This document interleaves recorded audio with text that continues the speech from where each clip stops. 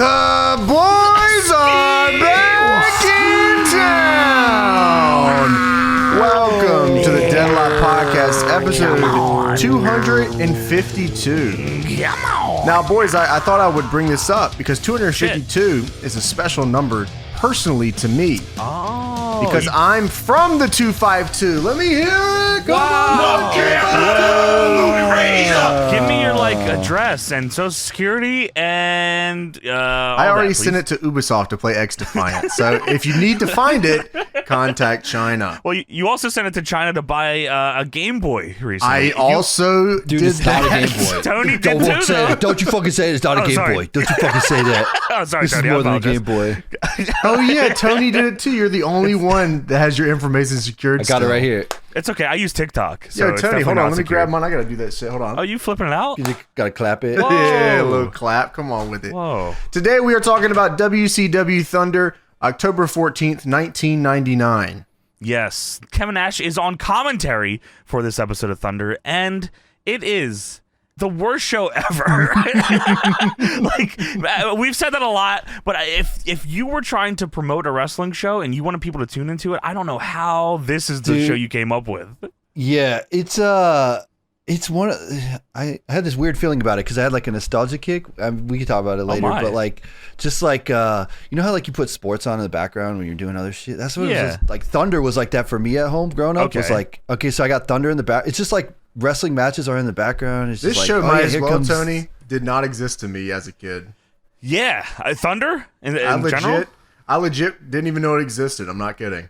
I think I definitely knew it was on, but for some reason I always thought it was on the same day as SmackDown, and I just always missed it because it was. I think it's on Wednesdays and not It was on Thursdays. Wednesdays. Yeah, it was. Yeah. It's the same thing as Saturday Night for WCW. None of these shows existed to me. Yeah, as a Saturday Night kid. never existed. I never saw one episode of that. This live. felt like a fucking Saturday Night show if you watch them back now, because this just had a bunch of bullshit. But it is possibly one of the best things I've ever seen Kevin Nash do as a performer. Yeah, I mean, this is got to be top 5, top 10 Kevin Nash related things. It's unbelievable, man. And I he can't wait booked to the talk show, about it. so that's pretty cool. Oh my god, that's you putting those pieces together is insane. Before we get into that, we have Deadlock updates here. Watch this up on the Patreon. That is our weekly, curated by the boys, watch along with a wrestling match, not a Yes. show, wrestling match. And this week it is Dean Malenko versus the Ultimate Dragon, WCW Clash of the Champions. And that match took place on the same calendar as the other match that they had. What the fuck is that supposed to mean? Dude, Johnny explained it, but you did not explain it before. I explained it. That is from Clash of the Champions, and yes, this spawns from the Nitro that we reviewed, where they had a match, and then Jushin Liger couldn't make it to Clash of the Champions because his visa got fucked up, so they just put Dean Malenko in the match again. Sweet match, and that's in the $5 tier on our Patreon It is right good. now. It's a very fun match. Dean Malenko is the calendar man. Retro Sync up on the Patreon. David put together a new one here. It is the Chuck and Billy wedding. Billy and Chuck. Chuck and Billy. Chuck and Billy. That's what you're saying here. Yes, the Billy and Chuck wedding, which that feels like a century ago now. That's insane how many shows we have done. But that, Yeah, you're right. Wow, that was Retro a long Syncs time are ago. always quality stuff. That's on the $10 tier on our Patreon. There's almost 70 Retro Syncs up there now. We past 200 episodes to watch this. Wow. And SGH number 50 is coming up here soon, James. And SGH number 50 is Survivor Series 2003. Now, a lot of mistakes were made. And this is one of them. I think there was a point while we were watching the show. I said, did anyone on the comments that suggested this, did they list Say why? why? Yeah, I want to know. There was a lot of suggestions for this, a lot. And and they were upvoted too. Yeah, I don't know why that was, but you know what? We got to give the people what they want. Maybe not next month. We'll just give them what we want. But regardless, it's great stuff. Please make sure to watch that. It should be up soon here. It'll be up before the end of the month. There's one point, I believe in the middle of the show, where Tony has a complete breakdown. He goes it's a manic episode that he has within the span of 4 minutes. It's unbelievably funny. I don't know if Tony even remembers it, but I do vividly. Okay. You asked me something, I said, I don't even know what's going on now. It was the Stone Cold part. Oh, okay, yeah. We did that, and then we Yeah. played like 7 hours of Killer Clowns. So like that whole night is like a blur. Yeah, it's a big blur to me. That's been every night this week. Yeah, we're locked in.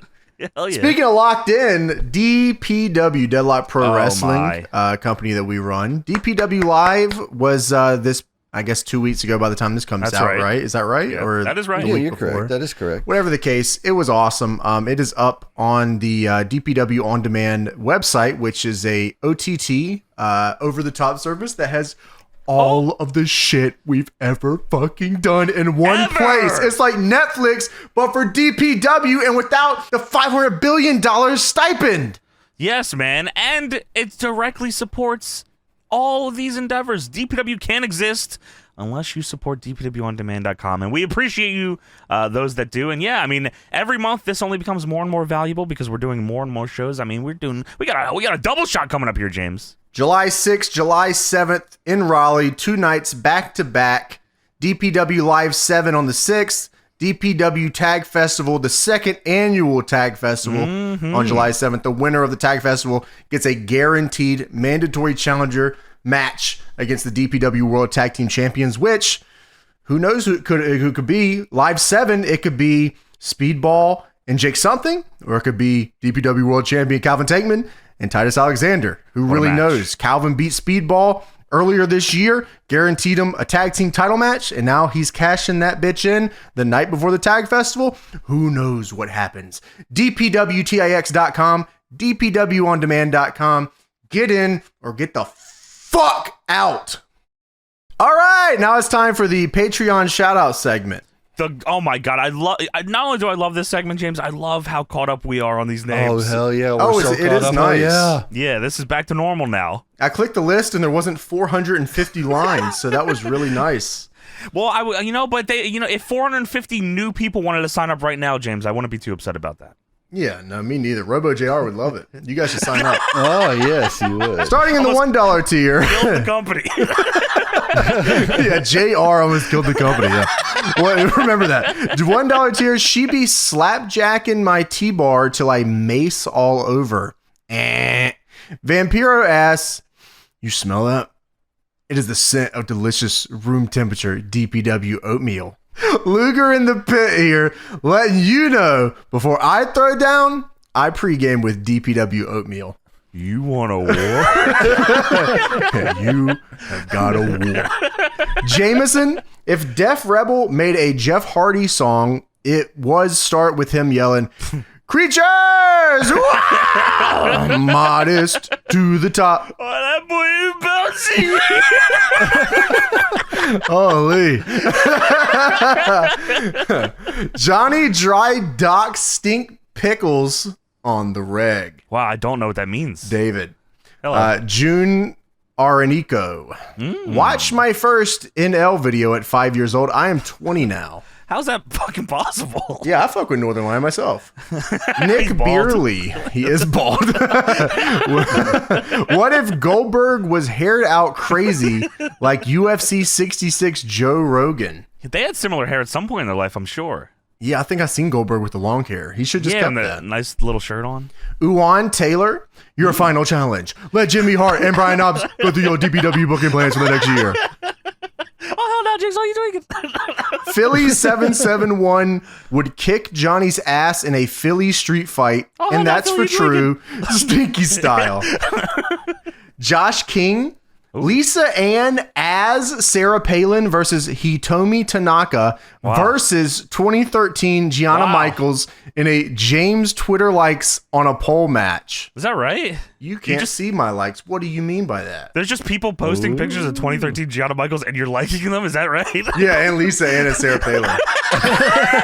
Just now? Yeah, right now. Okay, got it. Sorry, boys. The Undertaker Shawn Mania 26 running up Dat Hill promo is the best video package of all time. I don't make the rules. Did we say we don't like that? That's actually incorrect. The best video package of all time is the one that Kevin Nash talks about later on in this Thunder. That is fucking true. That's going to be a doozy. The one he made? Yeah. Yes. In the truck. Your boy Ken. Hello. Khalil Edozie. Dylan St. Clair. Keep talking, James. I'm about to finish my story. He's going to jerk off to you. No, he's it's Cody Rhodes. It's the Cody Rhodes thing. No, he's jerking off his penis No, to it's your Cody. voice. Cody. No! $5 tier, dude. I'm in your mouth. Yeah, that's the guy from the other one. Oh shit!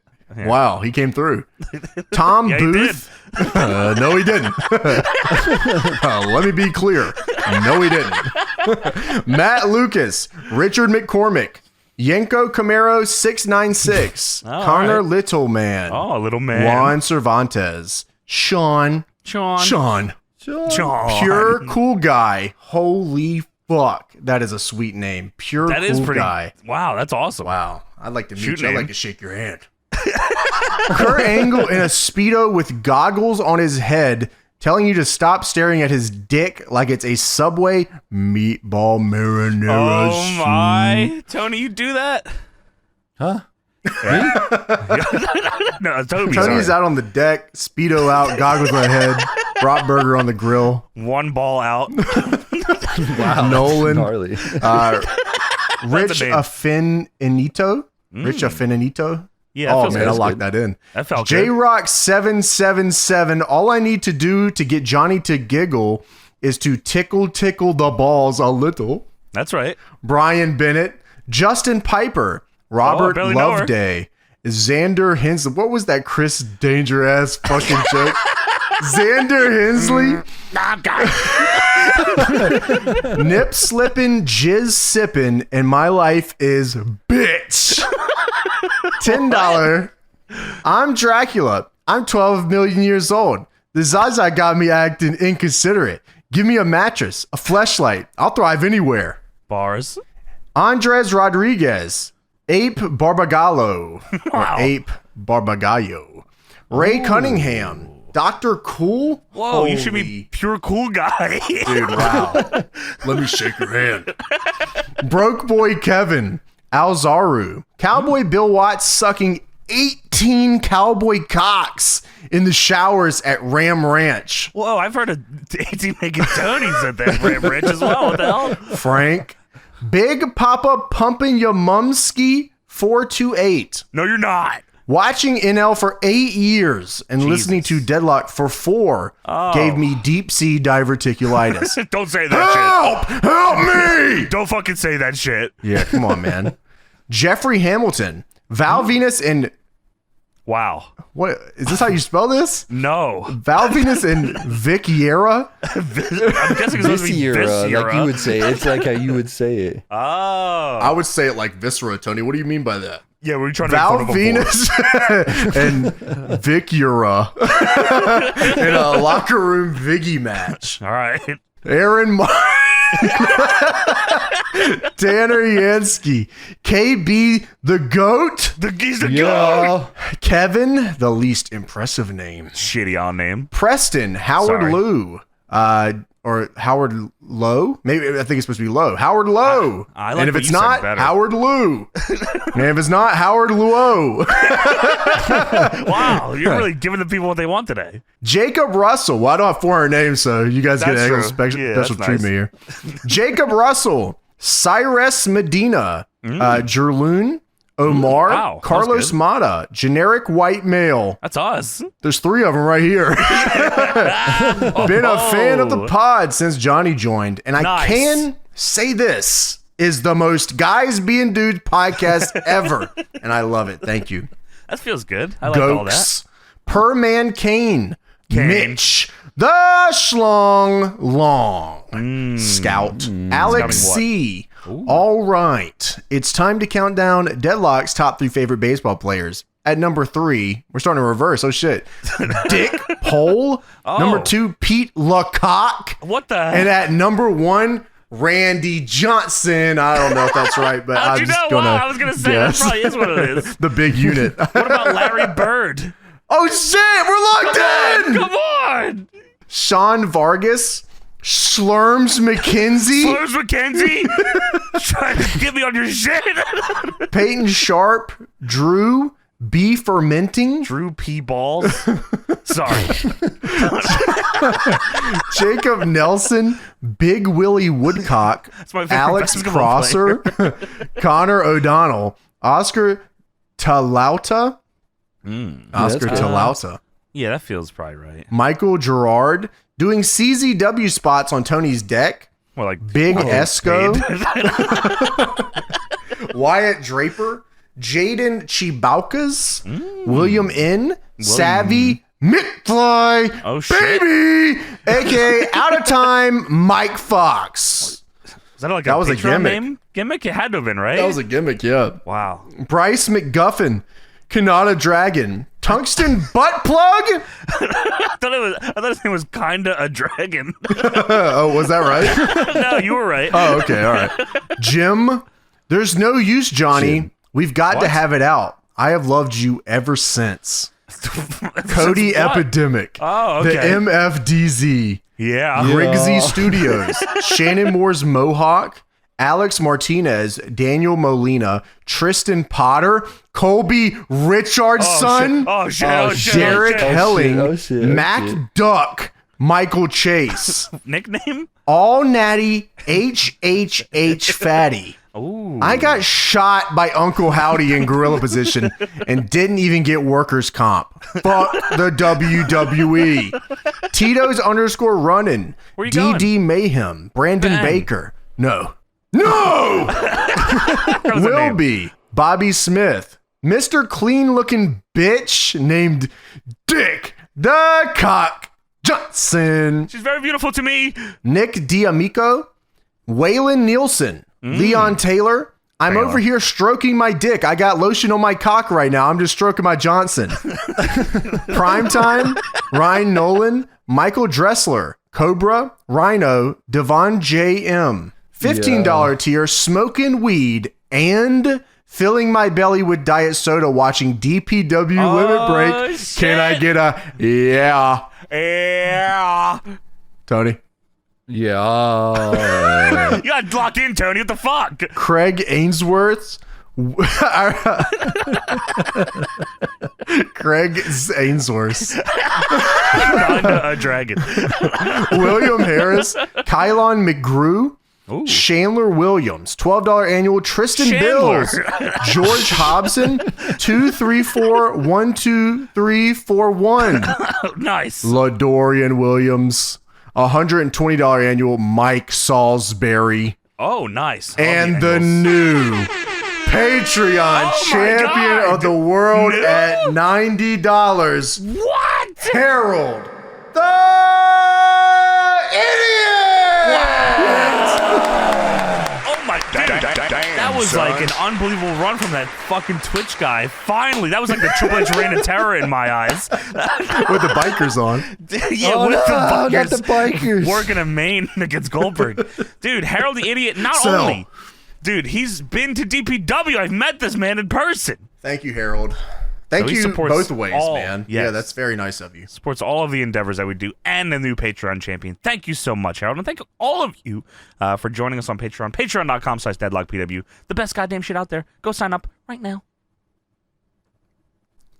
All right, time to get into World Championship Wrestling Thursday Night Thunder, October 14th, Wednesday. 1999. I thought Mean Gene said Thursday Night Thunder on this show. Did he? I'm pretty sure he said I thought Thursday it Night was Thunder. Wednesday Thunder. I'm Was going to give it always to you, Wednesday? James. And then if you're wrong, you know what happens. Oh, not the penis exploding machine again. Penis exploding machine. That's what happens. But we'll see. We'll find It out. was a Thursday. Wow, I just looked up what day it was. Wow. October Yes! 14, 99. Yes! Wow, dude, that was a gamble Historically, for it was you. a Wednesday Night Thunder, though, I think. Yeah. What a gamble, though. It paid off, James. You paying attention. It was like a gamble that like I don't get anything out of it. Like if I would have lost, I would look like an idiot, but I won and now Oh, yeah. no one Yeah. really we're moving Nothing on. bad happens to me that I said the opposite, so that's awesome. But Yeah. what does happen before we talk about the show is we take a look at what was going on in the world of wrestling at the time with the Wrestling Observer newsletter. October 11th, 1999, Vince Russo and Ed Ferrara, the men who were responsible for writing the WWF television shows that have been drawing huge ratings for the past year, abruptly quit the company and signed on with WCW over the weekend. So supposedly they were working there with no contracts, which is crazy. Handshake deal, right? probably, right? Yeah. That makes sense. Russo in various interviews cited the burnout factor of working so many hours with the added stress of the SmackDown show as the main component of his approaching WCW, first through J.J. Dillon, and then closing the 2-year deal after lengthy meetings with Bill Bush on October 2nd, signing the contract in Atlanta the next morning. He stated on WrestleLine, I don't know what was it, a radio show, you think? WrestleLine? Yeah, Maybe. yeah. IRC chat. Oh, Russo in the IRC. Hey, what's up, guys? It's me, Russo. Vinny Roo XXX. You just have to believe him. He stated on WrestleLine that he was drained from being on call 24 hours a day for nearly 3 years and that he needed to spend more time with his family. Russo and Ferrara, who were both working without contracts with the WWF, which was a stunning oversight, apparently because Vince McMahon was of the belief they weren't a threat to leave, despite many people suggesting to WCW that they hire Russo to write television. They were apparently looking for some sort of security in their position, although Russo claimed it was not a money deal, and he's only making slightly more in WCW. Apparently, McMahon told him that he'd get back with them, and then came back with a different answer than they were hoping for, so they left.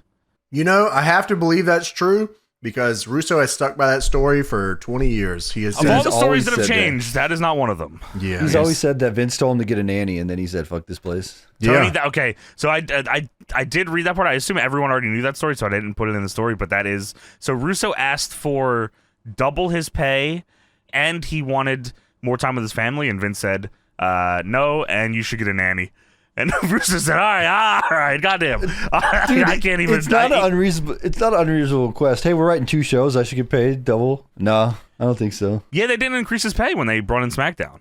Which No, is, Yeah, that's crazy. I guess insane. even if it wasn't like double, like just any raise would have been cool. I think I'm Any sure he little could have met nod. him halfway or something. Like maybe not like double, but you can go home more. He said no and no, and like where's SmackDown? I need it now. yeah. He said, What's "Get a Al- job right now, and you will What's not Al see your Snow family." doing on SmackDown this week? I mean, I need to fucking know. WWF officials told Taz they want him to do and play the same character he played in ECW. That's a lie. What? That would involve you protecting him a lot. But I also believe that Russo was a big fan of Taz and that idea, and then Russo's gone. Okay, So, sure. that Why don't you obviously get in the jumpsuit? How about that? Yeah, put these pants on. Put these pants on, and you know what? Why don't you go to the commentary table? It's better for you. Yeah, put this napkin in your suit, will you? Give me your fucking cut too. Give me your colors. Here's a rough one for you. We have a couple of confirmed releases on the WCW side here. One of them is Scott Norton, and the other one is Mike Enos. Mike Enos? What? Mike How the Enos fuck has been did Mike released. Enos just come up in this episode? He wasn't on the episode, and somehow say his name and he appears. I believe in Mike Enos. Dude, he comes up on that fucking Dean Malenko Ultimate Dragon match we watched. Dude, unbelievable Mike Enos. That should have been his gimmick. How did they get him, and how did they get Scott Norton? Like, how did they get released? I feel like Scott Norton was a lifer Scott Norton there. probably Maybe he just said, wanted- I want to go back to Japan full time. I imagine. Yeah, please let me get out of here. Yeah, you guys I'm are letting sure, yeah. Malenko and Benoit go do a tour in New Japan and not me. I'm gone, brother. Well, supposedly a lot of the wrestlers who are being let go may be used on $500 per match deals as opposed to being on contract. So Mike Enos might not be gone for good. But Scott Norton was under an $800,000 per year contract. Holy What shit. the fuck? Yeah, listen, great for him. That's fucking awesome. Wait, so you get the $800,000 deal or you get $500 a match? Damn, that is like a crazy difference. I imagine maybe Scott Norton wasn't going to be one of those guys. Maybe more on the Mike Enos side of that one. He was an NWO B team guy. He was making $800,000. $800,000. You would think they would No, sit he down and probably- go. You think they would sit down and go $800,000? All right, we should probably put him in like something high profile. No, he I should team think. with Vincent. No. I mean, good for him. From the Observer, October 18th, 1999. More WCW releases here, gentlemen. This is, of course, like I said, October 99, so a lot of the legends here are being shipped away. Among the names now confirmed as being dropped from the contracts were Eric Watts, Horace Hogan, Chad Fortune, Barry Darso, and Barry Horowitz. But all have been invited to stay with the company on $500 per match guarantees. They're all making $950,000 a year. There is a trial date scheduled for next month in Jim Hellwig's case against the WWF. 2 of the 4 counts have been thrown out, which were the defamation count against the WWF stemming from his 96 departure when he was suspended after missing 3 house shows, and his claim that Titan Sports reneged on funding Project Warrior, which was his Warrior University training school based in Phoenix that the WWF promoted for a short period of time, which sounds fucking insane. He had a school, not a wrestling school. He wanted like a school for children. What the fuck is wrong with That this was a dude? real school, not a wrestling school? Yeah, I'm pretty sure it was a real...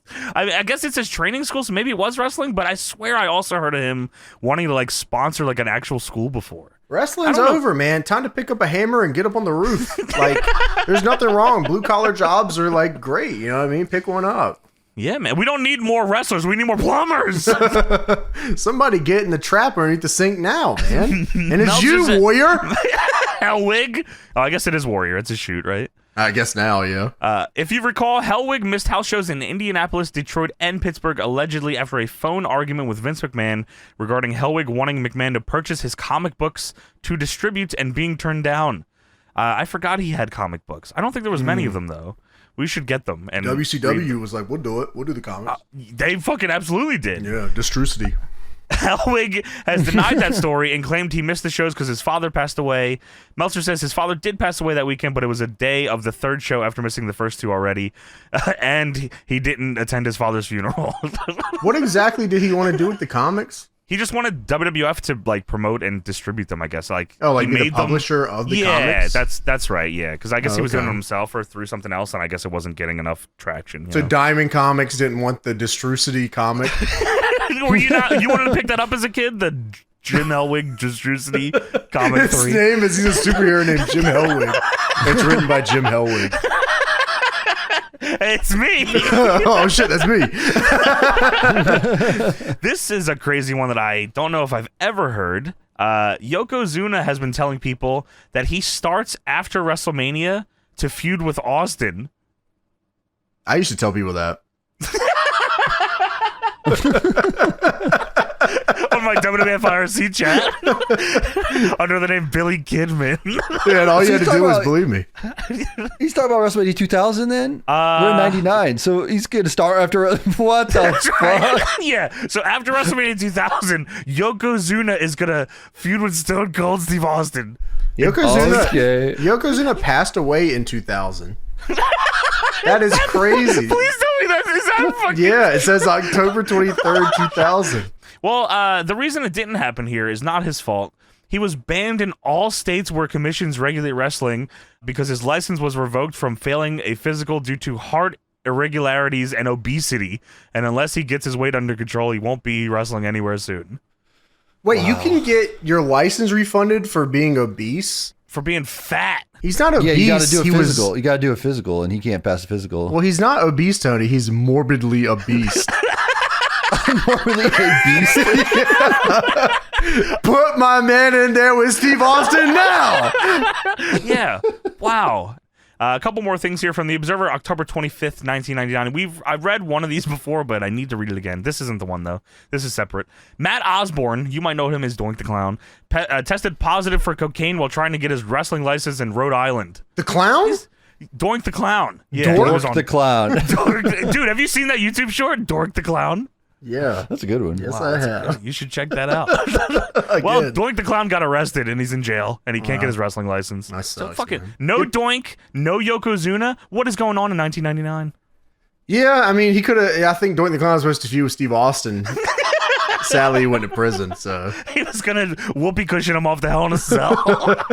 Dude, they would have if Russo was still around. I tell you that. You're right. This is one we talked about before, but it needs to be brought up again. Meltzer says, just in case anyone thought Jim Hellwig may not have totally lost his mind, he responded to Paul Heyman's suggestion from months ago that he'd be interested in using Hellwig in ECW if he'd put Taz over.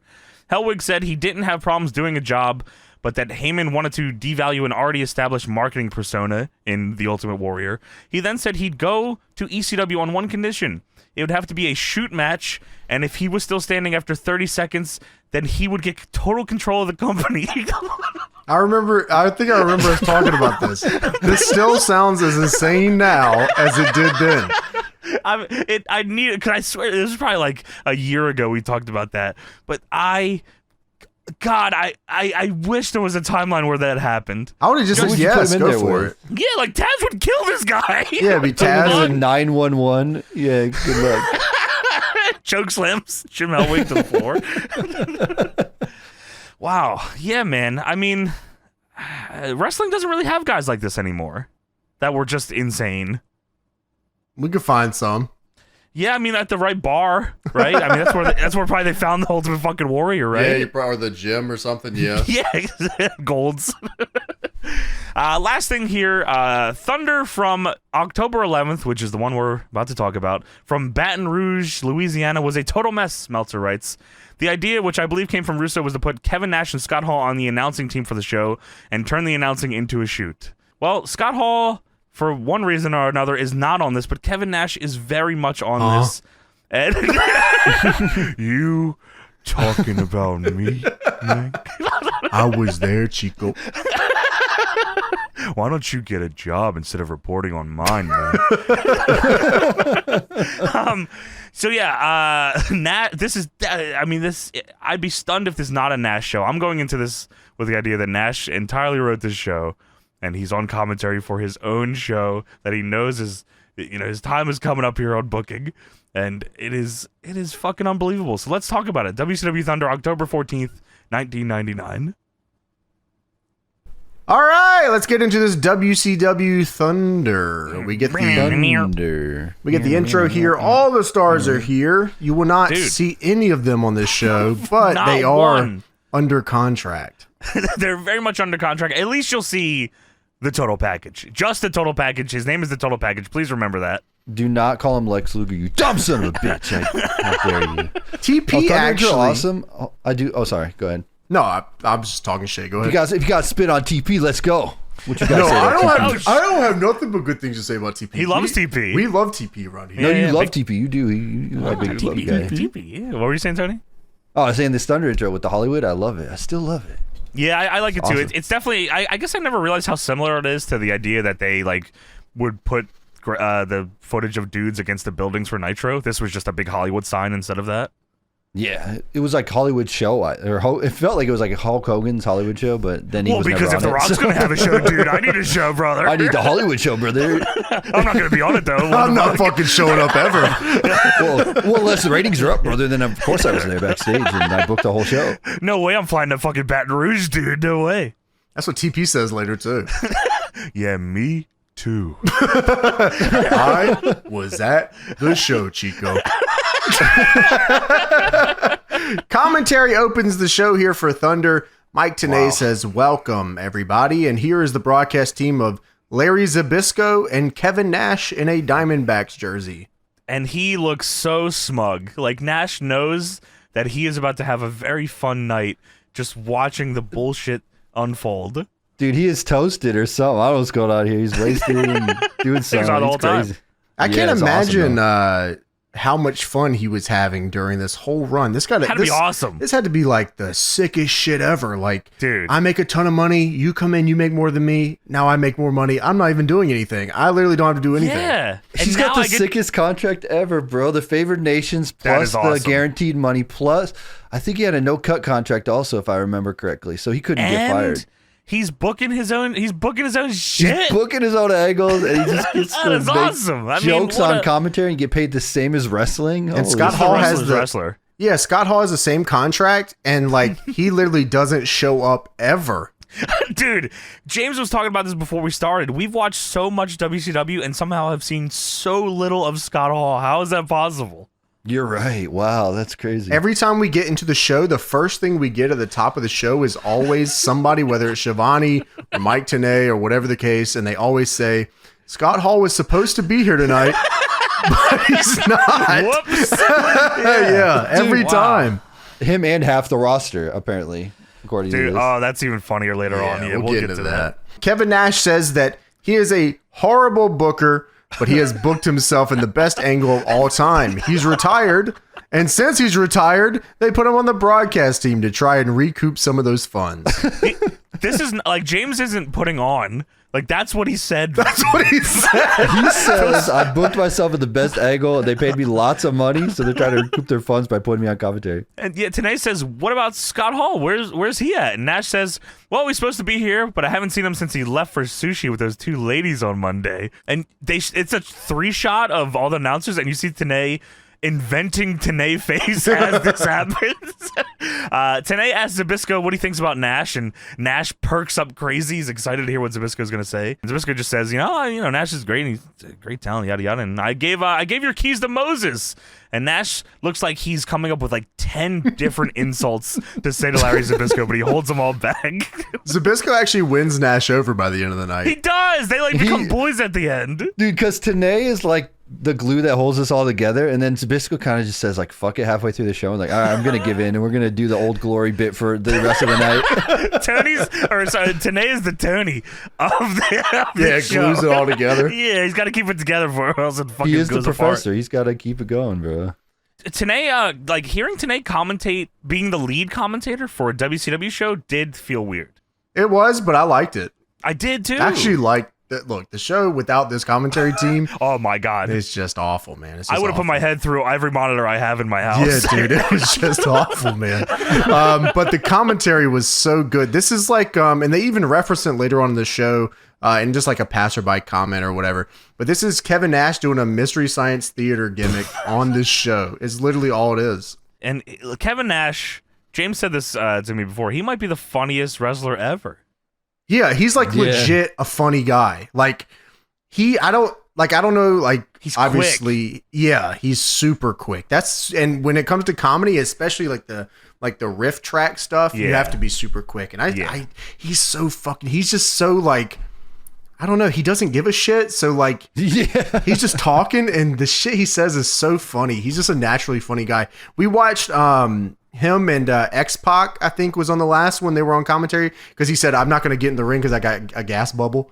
Oh, yeah. And he would have liked to hit PCO with a chair.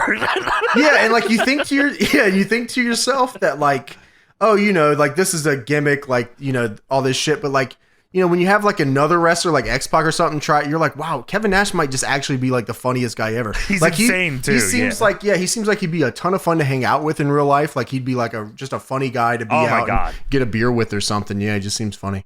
But there's that on the commentary open here. Kevin Nash says he wants to try to recoup some of those funds and then gives the craziest grin to the camera I've ever seen. If you've ever seen a gif of Kevin Nash on commentary, it's probably this, if not a picture. That one, and then there's one from this actually probably a couple years earlier where he does the eyebrow raise. Oh yes. Yeah. What player do you think he had on for the Diamondbacks jersey? Oh, shit, I don't. Did it have a number? I don't know. Yeah, I don't know. See anything. My first thought was like, it's probably Randy Johnson. But I don't know the active years he had. But I assume it wouldn't matter. Like people just wear it anyways. That's true. Why a Diamond? He's a Diamondbacks guy, not a Tigers. I think just the big unit. He was a big deal. Oh, sure, fair enough, understandable. So we start off the evening here on Thunder. Thunder's actually more of a wrestling show than Nitro is. There's more matches, and they get a little more time. So many matches. Yeah. These didn't get a lot of time, but they get more time than you would usually see, especially on a Russo booked Nitro. Now, if I were to ask you, James, what you thought the first match of this show could have possibly been, would the match that we got ever have been the answer? No, yeah, the first Goddamn. match of the evening is Sergeant Buddy Lee Parker versus Jim Duggan. And that's probably the theme for the rest of the night. Most of these, until like maybe the last two matches, are all just shit thrown together. I like Kevin Nash had to like go down the list to be like, this is the funniest looking dude I've ever seen. I saw Sergeant Buddy Lee Parker come out. I was like, this is the dude from Small Soldiers. This guy looks like he could be in Small Soldiers. We might have said that before because we've seen him. Wasn't he like with Brian Knobbs at some point later? Or was he with Fit Finley? Who's with like Brian not on this Knobbs? show? Yeah, I think it was Hugh Fit Finley, Morris. Right? Yes, that's right. Yeah, not on. I mean, like later, like in WCW. Fit Finley. He does like a feud he's with like him, or the he's with dog him or something. whatever. Yeah. Sergeant Buddy Lee Parker. He's just a sergeant, by the way. Make sure you understand that. I think he's like the head trainer at the power plant. I think that's right. Yeah, I've seen his haircut in packages before. And Jim Duggan is. You seen his haircut? No, I don't know anything about this dude. But I that's swear right. I've seen this haircut somewhere. Yeah, that's probably right. Jim Duggan is exactly what you think Jim Duggan would be.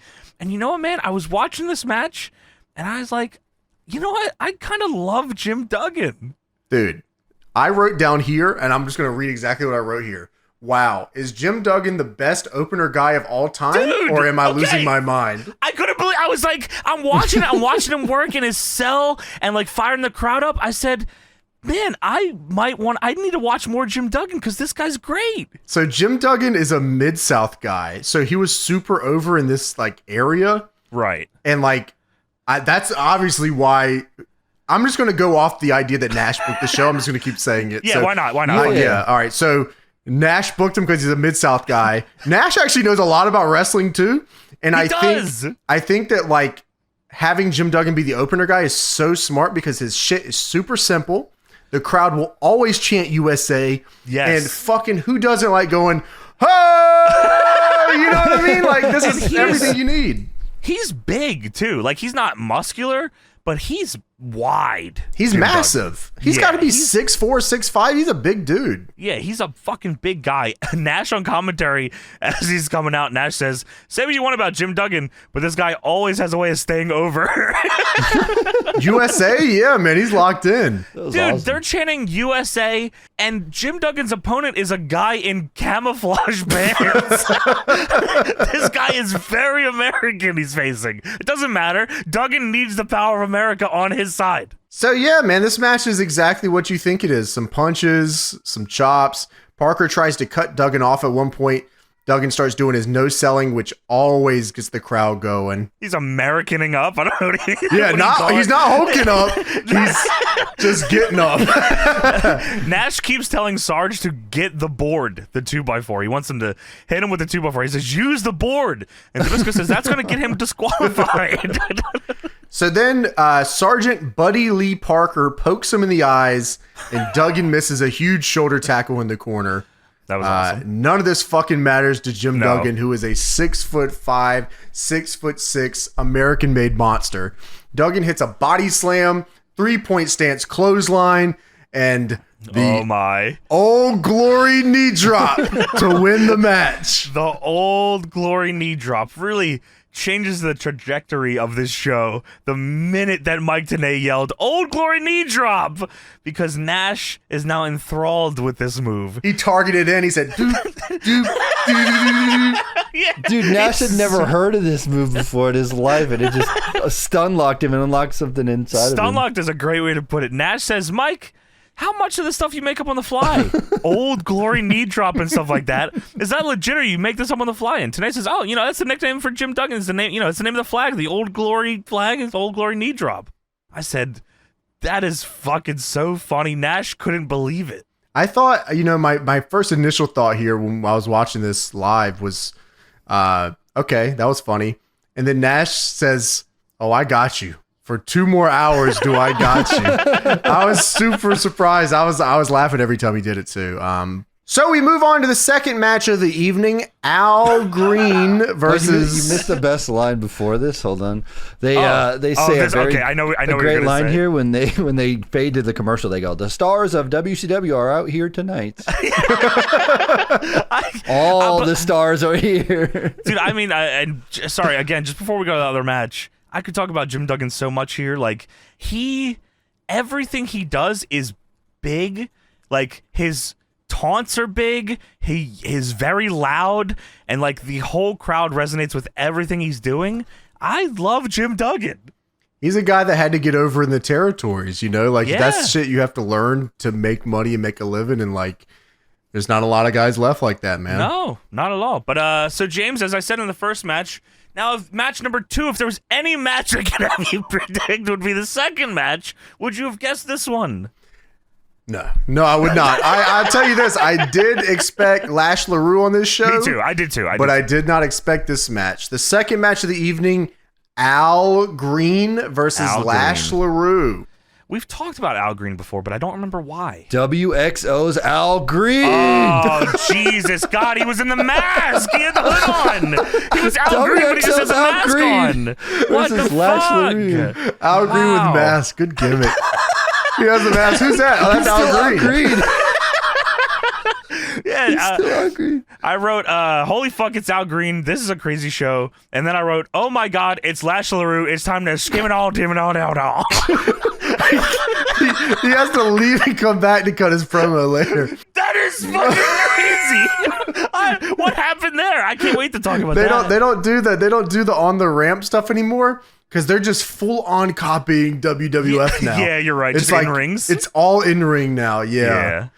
So Al Green, Kevin Nash is just going crazy on commentary. Did you write what he was talking about with Al Green? Okay. I did. So Tanay says, hey, Kevin, I think maybe way back in your wrestling past, you'd be quite familiar with Mr. Al Green. And Nash says, oh, he should have come out to, I'm so in love with you. And Tanay says, no, that's Reverend Al Green. And Nash says, this is a wrestler, Al Green? oh, yeah, he was my tag partner 10 years ago. What? That line killed me. He's like, act like he had no idea who this guy is. Oh, yeah, I teamed with him. Like, he was my second tag partner. He's like, I broke into the business with this guy. It was my second tag partner 10 years ago. Dude, I rewound that and listened. Oh, there's a wrestler, Al Green. And then Zbyszko says, you team with the Reverend Al Green? The wrestler, man. The wrestler. Tanay at some point gives up, but he tries to fight the good fight of keeping this on track for a minute. I love when he gives up. It's so it actually gets funnier when Tanay just starts laughing at everything. It's crazier when Tanay, because Tanay starts just saying, oh, whatever, fuck it.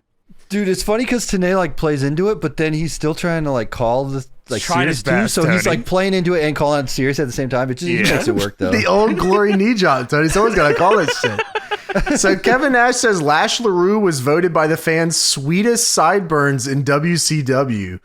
And Larry Zbyszko says, well, those are his initials. And Tanay says, they're both.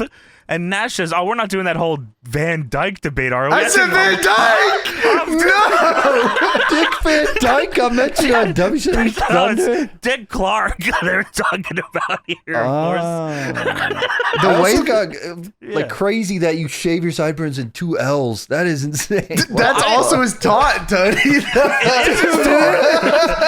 I guess I didn't notice it because on the other side, it's a J. It is not an L. No, come on. It's like the Jeff, the double J, Jeff Jarrett. They were. You know how Tanahashi puts his hand? It's kind of like that. Oh yeah, you're right. Well, his is definitely cutting the shape of his sideburns, which is his initials. He's got it all down here. This conversation is so crazy because he says he was voted by the fans, and then Larry Zbyszko says, those aren't sideburns. They are his initials. And then Mike Tanay says, well, they are sideburns, but they're also... That shit was funny as fuck. Yeah, Nash says, we're not doing that whole Van Dyke debate here, are we? And Zbyszko says, Dick Van Dyke's here? And then Nash says, Dean Malenko is Jerry from the Dick Van Dyke Show. People didn't know that. And Tanay says, amazing. Today, yeah. Amazing the facts we have here for the viewers of Thunder tonight. Anyways. Al Green with a body slam. Al Green catches a crossbody into a power slam on Lash LaRue. And then Lash LaRue wins with the whiplash, which is a Samoan driver. And it cuts to the crowd here cheering as this guy won. And there's one old dude in the crowd who is he's like, I wanted to see Jim Duggan more. Where's Jim? What did you think of the Bourbon Street Crawdad maneuver? Oh, the split with the clothesline? Clothesline, yes. Well, I didn't understand it at first, and then thankfully he came out later, and I caught just a little bit of his promo. I thought if anyone would understand it, it would be you. Come on now. I think you were tapped in. Yeah, well, I'm kind of tapped in, you know what I mean? I do like Cajun seasoning, but... That's amen to that. At one point, I swear to God, he wasn't even saying words, so... I'm interested to get to that point of the show. Yeah, But I right can't now, wait to see what we all wrote down what he said. yeah, that was fucked up. Lash LaRue versus Al Green, everybody. Yes. So we go to a pre-tape of Harlem Heat versus Brian Knobbs and Hugh Morris. That's right. That's Jimmy Hart's first family. And I was like, why the fuck is... I mean, listen, not that I am a fan of the Nasty Boys, but why the fuck is Brian Knobbs not with Jerry Saggs here? Well, Jerry Saggs was retired here. Oh, okay. Yeah, really? so I guess the next best thing was Hugh Morris. Why would you retire when you can just make a ton of money in WCW? Well, don't worry, he comes back. I guess Knobbs was a hardcore division guy, right? Too. Yeah, that's when right. Russo. Yeah, okay. Well, somebody was pinning. I think Stevie Ray was pinning Brian Knobbs. Is that right? That's right. It was Stevie Ray. Stevie Ray kicked a trash can in Knobbs' face. This is on like Nitro. So yeah. So Knobbs and Hugh Morris attacked Harlem Heat earlier on Nitro, and then they took the tag titles. Then later in the night, I guess Knobbs was wrestling Stevie Ray. And was it a tag match? Or I don't know. Yeah, they were all out there. I don't know. Yeah. Well, Stevie Ray kicks a trash can in Knobbs' face and then covers him. And then Jimmy Hart gets into the ring with a trash can, runs across the ring, hits the ropes, runs towards the pin, jumps, and then hits Stevie Ray with the trash can. The rope run trash hit is nuts, man.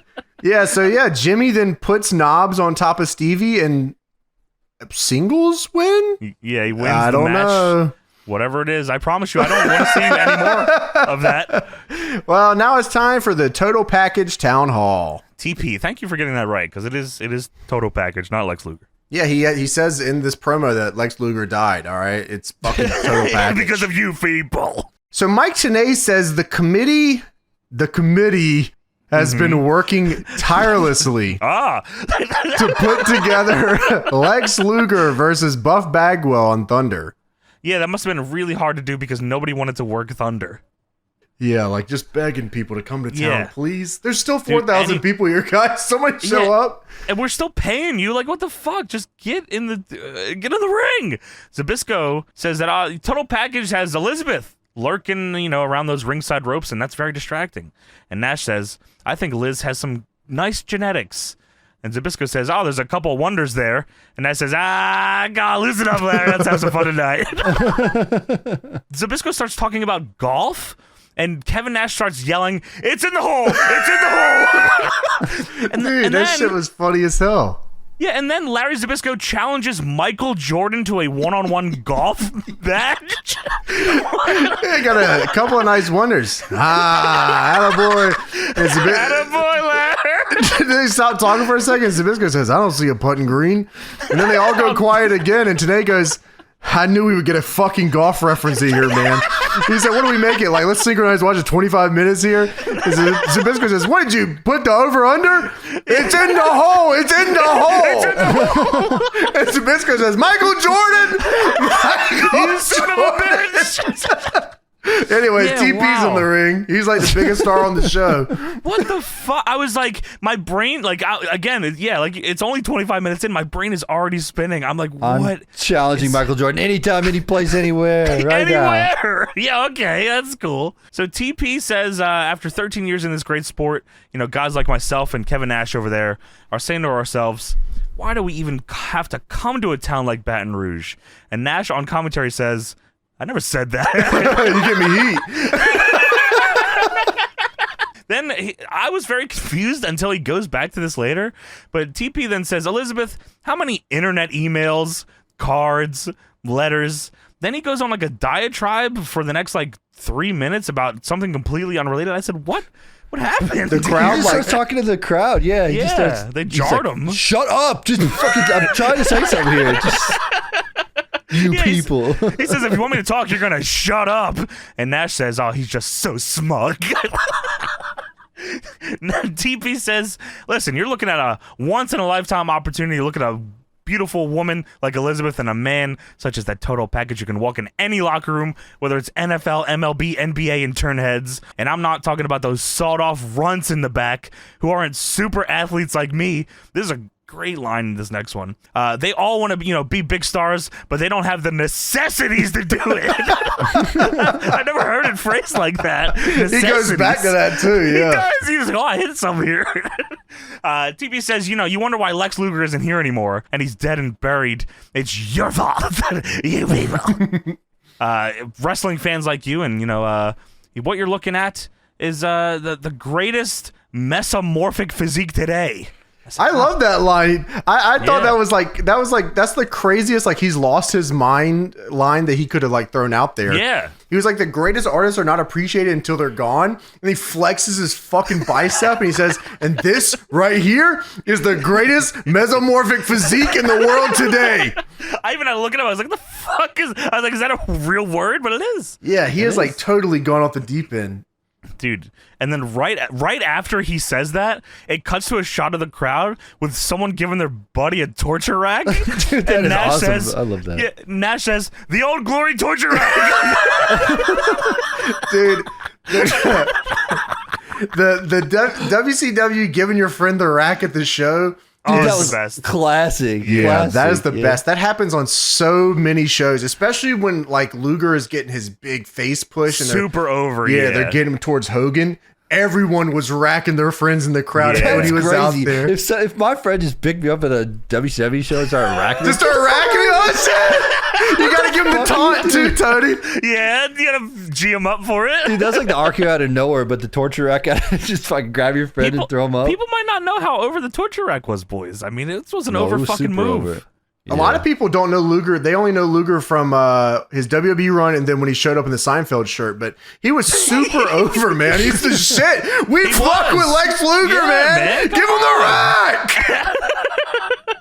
The taunt is money too. Goddamn. Yeah, old glory torture rack. I was like, oh my. Is that what we got here? TP says, when I tore the tendon off the bone in my bicep, how many cards? I was like, oh shit, okay, here's the cards thing. How many cards, letters, phone calls did I get from these fans? Liz says, I can't think of any. Then I swear I heard a USA chant, which Luger tries to not laugh at. They just wanted Jim Duggan back. Yeah, bring him back out. It was just that one old guy. TP says, when I was injured, I know there was a lot of... USA! USA! He was Mid-South Heavyweight Champion! He taped his fist. He taped his fucking fist. This shit means something to me, man! I'm going to wreck my friend up! TP says, when I was injured, I know there was a lot of pleasure in the back for the wrestlers because I've been on top since day one of the sport because I have all the necessities. Oh, man, yeah. I love the necessities. That's he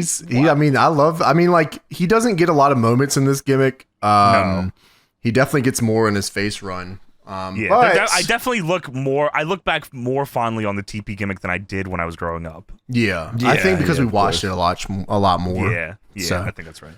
Well, here comes the craziest looking man on the show so far, which is saying a lot. Here comes Buff Bagwell in an insane pair of denim overalls with Buff written all over them. One leg has him on it, airbrushed, and the other has just a random woman airbrushed. And Nash says that much airbrush should be against the law. This is a very toyetic man. Yeah, that's a great way to put that. I don't think they ever made a toy of this. Not of this one. He did have a figure. This is awesome. WCW did make a figure of him where it came with a top hat, and if you squeeze his legs together, the top hat popped off. Like it was like an odd job thing? Yeah, it was like you can shoot it at somebody. That's awesome. Yeah, it was awesome. Yeah, we're banning Buff Bagwell hat in my toy fed. Shit. So sorry, man. Come on, what Yeah, the it's just fuck? gotta happen, Wow. man. It's getting too cheesy Commissioner in here. Sergeant Slaughter figure bought from Tony. With the paper in the hand. Yeah. So Buff gets in the ring and TP says, wow, it's Buff Bagwell, and he carries his own mic now. He's a big star. What the fuck does that mean? Buff says, everyone knows you're the total package and you're one of the best wrestlers in the business. But when you say not one person tried to get in touch with you, that's a lie. And TP says, so you call me a liar? And the crowd pops and Buff says, oh, no, hold on, no. No, the fuck I'm not. I never said that shit. He says, I tried calling you. I came by the gym. I tried to get in touch with you. And it just so happens maybe you're too busy being the total package that you forgot a few of your friends, if you know what I mean. Buff, Nash by said- the way, Yes? no mustache. Oh, You're right. He just came back from Dagestan. That's smash. Buff says you forgot a few of your friends, and Nash on commentary says, "Aw." He feels bad. Luger, by the way, when Buff came down here and he got in the ring, and like Luger was still talking, it was a very like just a 1 second thing. But Luger was talking as Buff came in the ring, and he's talking. He's like, "Yeah, how many cards? Hey, I'm talking." Yeah, because the crowd's getting fired up about Buff coming out. And, I thought that shit was so funny. And then it zooms in on Buff's face, and there's no mustache on his goatee. I said, "What the fuck?" That was this guy. Buff says, "So what's going on with you and Sting? You know, I want to know like everybody else does." And then he doesn't let him answer. He just says, "You want a shot at me, big man? Next Thursday, let's get it on." And TP This match already got announced, by the way. Dude, before this promo, The committee was working tirelessly to put that match together for you. Do they know these two? Maybe not, yeah. They're still working. TP says, "You know Marcus?" Marcus, oh my, shoot name. You'll get an opportunity. But before you leave this ring, you should get down on your hands and knees and thank me for giving you this opportunity to even step in the ring with the total package. With the mesomorphic physique. The necessities He's got all the necessities. You don't got them. While TP is saying this, I thought the crowd was booing or something, but they were going, because Rick Steiner comes out. I said, the fuck was going on? And then they showed Rick Steiner. I said, oh, I see. Yeah. So Rick Steiner gets on the apron. Buff rushes at him like he's going to hit him, but I guess maybe Luger was supposed to glom him earlier than he did because Buff just stops in front of him and then Luger attacks him. You could have convinced me, by the way, that like none of this was on the sheet and they just said, whatever. Go out there and figure it out. Yeah, I could see that. Rick Steiner just like, I'm going to go do something. I don't know. Yeah. I'm going to go out there, no music, whatever. Because they didn't hit music for any guys that just came out, did they? No, they just, Buff got music, I think, right? Or no? No, he did. He just came out with the mic. Yeah. Wow, in my head he did. I was just sang it in your head. Whenever you see that dude, its theme's always playing. I think that's a Vince thing, the playing a song when somebody, because I don't know if WCW did that as much. At least not until like maybe after Russo was there, but I think McMahon was like you are a bigger star if you come out to your music. You're getting that pop, yeah, that's right. Luger attacks Buff from behind. Nash says, "Oh, the sneak submarine attack." What? Then TP and Steiner stomp out Buff Bagwell until La Parka runs in and gets caught up in the ropes. That's the chairman of the WCW. And he has a chair. And Nash is befuddled like he didn't write this show. He says, "What the heck? Oh my God. What is he doing?" So La Parka clears house with the chair. And so fucking TP and Steiner powder, and they're going up the ramp. And Nash says, "Well, here's a fact you don't know today. Lex Luger is horrified, terrified of skeletons." And Tenay says, "Wow." As they go to commercial. And then it goes to black, yeah. Wow. Yeah, man. They're cooking with this one. You know what? I saw this and I was like, okay, so he definitely did this to rib the skeleton thing. And then we get the match later, and I go, wow, this might have been the biggest rib of all time. This was the funniest thing Kevin Nash has ever done, ever. Dude, he set it up just to hit it out of the park. Yeah, dude, it's his masterpiece. It's like his what do you call that? The fucking piece de la resistance. Like, he really put that bitch in there, you know? I don't know if that's right, but that feels fucking right, buddy. Yeah, like, really, that's what I'm saying. Yeah, man, that shit had me fired Magnum up. Opus, how we looking for? Yeah, Magnum Opus. Yeah, that's right. Yeah, there yeah. You go. Yeah. I like what you said more. Dude, yeah, I really had to dig deep. Yeah. I mean, where'd you even get that from? We'll talk about that. No fucking idea. Yeah, wow, that was idea. impressive. I like that. But yeah, Nash definitely sitting back there with the boys and saying, "Hey, I'm gonna fucking La Parka. He's in the main." I said, hey, shit, yo, you should use the skeleton, man. Not me, man. I don't want any part of this show. If they ask where the medium-sized man is, you tell them I was back here with the skeleton. The skeleton man. I'm hanging out with the skeleton man. Tell them I'm in the outfit.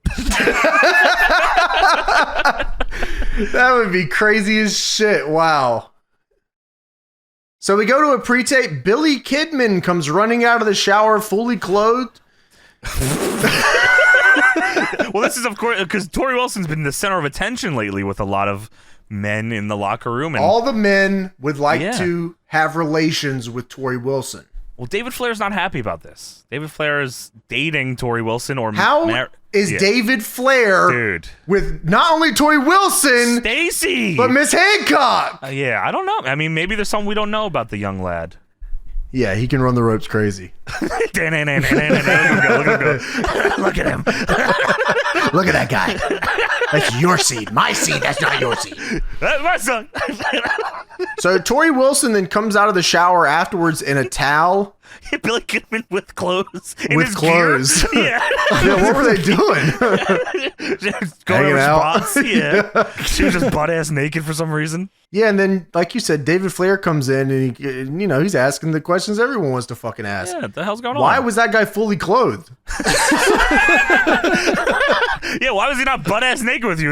What the fuck is this dude's problem? If I come in on my girlfriend and she's with a dude fully clothed, I'd be like, oh, okay, what's up, man? Hey, yo, that's what I would say.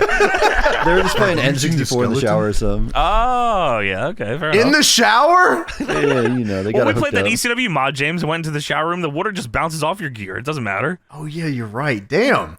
He wasn't wet, was he? He was not wet. Nobody was wet. She came out in the towel fully fine. The towel was... She was not. She was not. Not until David Flair walked in. He ran in. Yeah, man. So not only that, we cut to a different part here, and Tori Wilson is getting rizzed up by Mr. Perfect and Curly Bill. That's... For those who don't know, that's Vincent. That's Virgil. That's Virgil. That's Virgil in a cowboy hat. Dude, I legit wrote Kurt Hennig trying to rizz up Tori Wilson. Yeah, he says, you need to get with a real man, 6'3", chiseled, not one of these kids. David Flair comes up and he's like, hey, Tori, what's going on? And Kurt Hennig looks to the side and says, hey, kid, buzz off! Don't peek over my back fence. I'm doing business here. He turns back to Tori anyway. I got 2 CDs, right? I got that. Well, David Flair tries to talk to her again, and Kurt Hennig turns 2 CDs. Yeah, 2 of them. I don't know how that's possible. Me neither, dude. And he's doing all this, and Virgil's in the back with the cowboy hat on. He's like at least 10 steps. Yeah, back there. I didn't even see him at first. He's so far away. So David Flair comes back up to talk, and Kurt Hennig turns to him and said, hey, I said, buzz off, and he punches David Flair in the face. And then this brutal assault that they put on him includes Virgil holding David Flair's arms so they can pull his shirt up and Kurt Hennig can chop him. Hey, that's for your dad. The fuck? Yeah, in the middle of an assault backstage, he chops the shit out of him. Fuck you. Yeah, you bitch, and then he leaves and says, hey, let me show you something that you haven't seen, Tori. What? Curly Bill. A naked man? She's always seen fully clothed dudes. Curly Bill. This is the craziest. I would love to know how much Virgil was making in WCW. It was probably a lot. $800,000. Yeah. He said, you're Curly Bill. He said, I'll do whatever you want me to do. I don't care. Yeah. Virgil made a little over $100,000 a year during his WCW run. Wow, that is fantastic fucking money. Like, he wasn't even bumping. Dude, he didn't do anything, I don't think. He was just always standing there. He was the leader of the B team. So we go to Brian Knobbs and Hugh Morris versus Scott and Steve Armstrong. Wow, first of all, I didn't know Steve Armstrong was a person. I didn't know this guy existed. I knew Brad. I knew Road Dogg. I knew Scott. Yeah. Steve Armstrong. Yeah. I also... Like a hidden Von Erich? Yeah, kind of like that, really. Yeah, that's what it felt like. The hidden Von Erich is actually Curly Bill. He's got no legs, no arms. And he's still the Intercontinental Champion. How's this happen? It's just over. Hugh Morris here, haired out, crazy, great clips, fucking cut. I mean, this is an insane looking human being. These guys are like default CAWs. Yeah, like if you hit random enough to try to find the fattest, shittiest pair you could find, yeah. Brian Knobbs and Hugh Morris are like the dudes you made to face in Day of Reckoning at the beginning, and you faced Oh, default guys. Wow, you're right. Holy shit. And also, and I'm not going to let this one slide, Brian Knobbs and Hugh Morris tag team is crazy fucking work, man. And with Jimmy Hart, by the way. The first family. You are not getting away with this one. Yeah, man. I mean, I don't know. There's been a lot of teams we've seen, on the history of this podcast, and I don't know if there's one I hate more to look at than Brian Knobbs and Hugh Morris. Yeah, this shit pisses me off. The first family, Tony. I fucking hate this the first family. This is the worst family. Oh, yeah. Oh my God, what the fuck? I did it! Wow, what are you drinking? What's in your water? You got some of your water over there? Can I buy it? All right, so we get into this tag team match here. Hugh Morris hits a gorilla press slam on Steve Armstrong. I'm shocked that you even remembered his name. Yeah, wow. He took all the heat. That's all. I heard him say Steve at the start. I said, okay, he's taking all the heat. Well, Scott's not. He's old as shit. So Nash says it's very crazy that Hugh Morris flies to Japan once a week to get his hair done by Japanese wrestling legend Bull Nakano. Dude, Mike Tenay says, fuck yeah! Fuck yeah! He got fired up. Yeah, you know Japanese wrestling is fucking good. Very nice Japanese women's wrestling reference by Kevin Nash. And Nash laughs and says, thank you very much. I'm learning, Mike. That was after Tenay was trying to put over Hugh Morris's finish. The no laughing matter moonsault. Yeah, he says it's even more. He said that's an impressive move, and yeah, Nash said it's even more impressive that he goes to Japan every week to get a haircut. Hugh Morris goes for the no laughing matter elbow drop. This is different from the moonsault, and he misses for a double down. Dude, Nash was fired up about it. Hugh Morris starts to go up, and he says, "Oh, is this it?" No, he's not backwards. So Steve Armstrong goes for a Steve Armstrong. No, it's not, you fucking asshole. It never was. So fucking sorry. I love the British Bulldog as well. So Steve Armstrong goes for a hot tag, but Knobbs pushes him out of the ring. I don't know if that was supposed to happen or what was supposed to happen. The ref doesn't seem to care that no one tagged. And everyone on commentary said, what the hell's going on? Shockingly, this happens more than once on this show in tag matches. It does. Yeah, with Rick later. Yes. Right? Is that right? Yes. Yeah. All right, so I guess that counted as a tag. The ref did not go or nothing. No, he didn't. It just kind of went to the finish. I guess I didn't see him tag him on the way out. I don't know if that counts anyway, but who fucking cares? Nothing counts unless the ref's got to give you the, you know what I mean? Like, yeah, someone's got to go right. tag. Yeah, you're right. Hugh Morrison hits the no laughing matter moonsault and wins the match. It is a nice looking moonsault. I'll give that fat man that. Yeah, I mean, that's the no laughing matter moonsault. I'm not. Why are you laughing? What the fuck? Oh, I'm sorry. Shit, I forgot. I'm not supposed to laugh during it. Jesus, I'm sorry. Got heat now. So Brian Knobbs is yelling at Brad Armstrong, and he's really mad that Booker and Stevie called him a fruit booty. Yeah, he's pointing down at him, saying, "Booker T, Stevie Ray, I told you two idiots. Who are the fruit booties now?" The commentary is very confused. Well, here comes Harlem Heat. Again, no music, because that's not a WCW But Tenay thing. says that Jimmy Hart has brainwashed them into thinking that Steve and Scott Armstrong are Harlem Heat. I don't know if there's any world where I would make this mistake. Yeah, how is that? Confuse the Armstrong brothers as Harlem Heat. I wrote the Armstrong brothers. I don't know. I don't know who Steve Armstrong is. They are the real first family, the Armstrong family. He is the son of Bob Armstrong. So they got to be brothers, right? So he's brothers of Scott, Brad, and Brian. That's right. Okay, all right. There you go. So the Harlem Heat rundown, you're right. Yeah, so Harlem Heat come out, first family powder. Nash says, "That's not Booker T, that's Wesley Snipes." No, that's Booker T. Oh, that's Booker T. Stevie Ray, I laughed so hard at this. I don't know what this means. You know what's actually funny about this line that he says right here is that I actually didn't hear it right the first time, and I had to rewind it like 4 times. I laughed every time I had to rewind it, though. I'm going to use this going forward. Stevie Ray says, "Hey, Brian Knobbs. Hey, laughing man. We ain't got to wait till Halloween Havoc. You donut-eating, milk-drinking fruit booties. We can get on right now, sucker." Yeah, I totally... milk drink. I totally didn't hear it right the first time. I was like, donut-eating, milkshake, fruit booty. I said, what the hell? And then I went back, oh, milk-drinking fruit booty. Those are 2 bad things to do. Donut-eating, milk-drinking. That was so fucking funny, and they didn't fight. They just left. Yeah, no, I guess he's it. cool with being a donut eating, milk drinking, fruit booty. You know, I think I am too. That's kind of what I am. You know what? I'm starting to think you're one of the Harlem Heat guys. Now that I look at you. So we go to a pre-tape Rey Mysterio versus Perry Saturn. This match is actually like for a reason. The build for this one, this leads somewhere. I'm stunned. Yeah, I guess they're breaking up the Revolution. Is that right? That's what they're kind of alluding to here. I imagine some of the members of the Revolution are leaving soon. Better watch out. Yeah. Might change the business forever. So yeah, it's like the Revolution against Filthy Animals. They're recapping Saturn, Mysterio, and Nitro. Yeah, so Shane Douglas ran down. He grabs the steel chain out of his elbow pad, loaded elbow pad with a steel chain, which is crazy. That is insane. That's a lot of layers. And then Billy Kidman and Dean Malenko come down and make the save.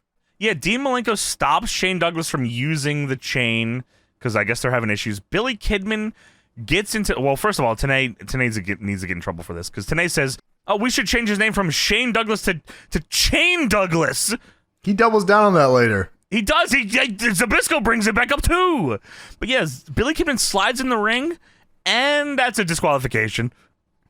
Okay. Why what happened here? What the fuck? He like slid in to check on Ray, and then the ref said, fuck that. So get the fuck out of here, what buddy. the fuck? Well, yeah, so then they... I don't know. That was on the sheet. You know, it just said DQ you when you run in. I don't know. What else do you want? Yeah, what am I supposed to do? So then we go back to a shot of the commentators. Nash looks perplexed.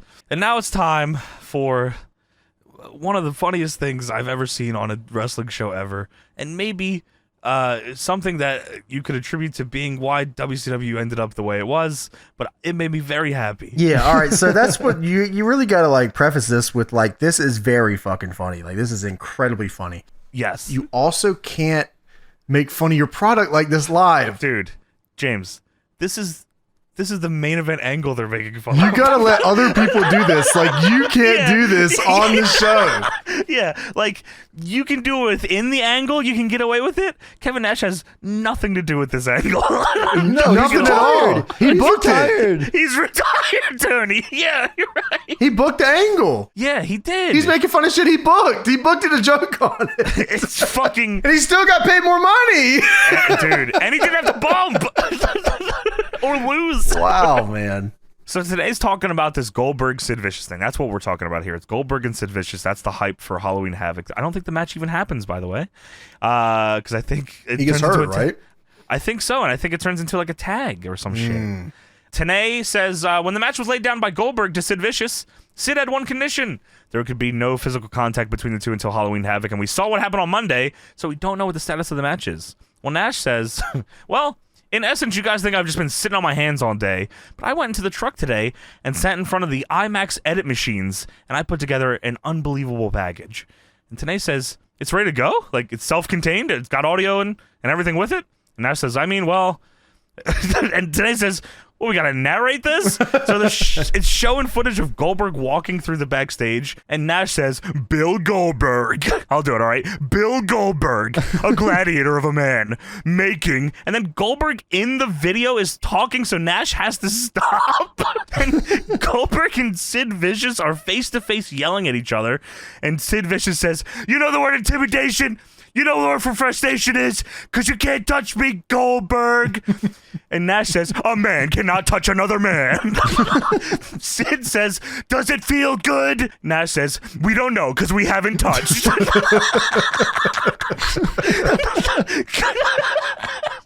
Goldberg says, how does it feel to be afraid, Sid? And Sid is laughing very loud at him. He said, ha ha ha ha ha ha ha ha ha. And Nash says, I laugh at you.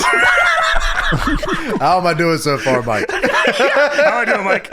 Mike says, would you like us to join in? Nash says, I would love that. Goldberg says, watch this. And Nash says, watch this. Then Goldberg is walking, he's doing his entrance, and Nash says, and the very short policeman, look at the gigantic Goldberg. They show Goldberg spearing Horace Hogan now, and Nash then says, watch me milk the hard cam here. Watch me milk the hard cam. Where am I? I'm milking the hard cam. He's in the front row with Scott Hall. Scott Hall is there. Yeah, he's there in the crowd chilling.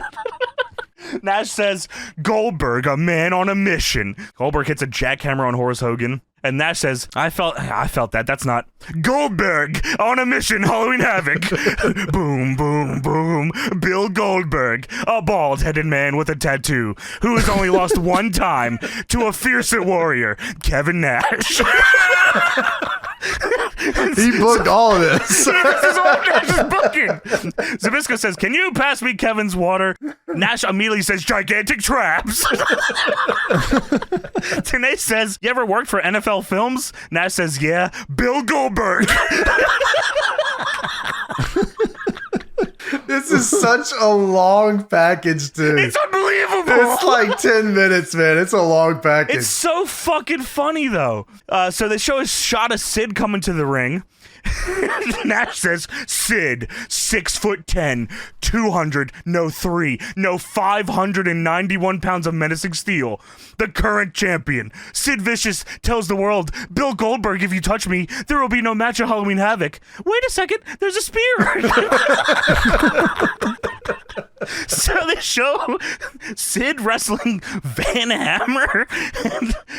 And in this match with Van Hammer, the ref's knocked out. Rick Steiner hits a fucking bulldog off the top on Van Hammer. Nash says, with the help of his ally, Rick Steiner, Van Hammer goes down to defeat at the current Nitro as the bald-headed man that is not Goldberg in the back in stripes, saying, powerbomb this Van Hammer man.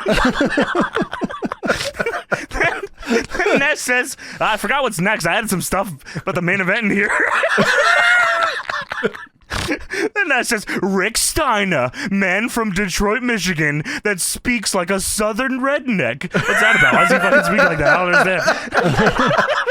So now it's a shot of Bret Hart and Benoit taking on Rick Steiner in Total Package. And Nash says, oh, here it is. Here's the stuff I put in. This is the main event. Sid runs in, attacks Benoit and Bret. Then he hits a powerbomb on Benoit. And Nash says, as the crowd chants for Goldberg, the menacing bald-headed giant of a man who has a record second to none. Am I still on? And here he comes. The people chant his name, and once again, this champion delivers a spear second to none. He turns, and now he reckons the fact that he cannot touch the agile giant Vicious. And Sid yells, you can't touch me! And Nash says, I just said that, Sid. Nash says, Goldberg ponders the situation, looks from side to side, walks away, gives a wink, and a tackle. What will happen? What was Monday bring us? This is so fucking funny. If you haven't seen this, I don't know if I've ever seen this. I don't think I ever have either, no. I don't think I have, but we watched Nash do this the other time we watched WCW 2 when he was on commentary. He just does riffing. this. He riffs on all the pre-tapes. And he does that voice. Bill Goldberg. Dude, yeah. Writing that down was hard. Just so everyone knows. Yeah, that was a rough one. I messaged him. I said, best of luck tonight with that one. I hope I did well. Yeah, that was, I mean, you know, I have no ties to this. So this was funny as fuck. But if this happened on our show, I'd be the maddest man of all time. Dude, Goldberg was probably fucking pissed, headbutt a locker. And Kevin Nash. If Goldberg watched the show, yeah, he'd be mad. Oh, you're right. He probably didn't watched it, So we move on after that to the next match of the evening. Possible? How is this match possible? Dude, this is like the craziest. This is a Johnny match here. This is nuts what the here. Fuck? Horace Hogan versus Brian Adams. He's just Horace somehow. I don't know why that is. Whore-ass. Do you like Horace's Tron? What was it? It was Horace Hogan with sunglasses.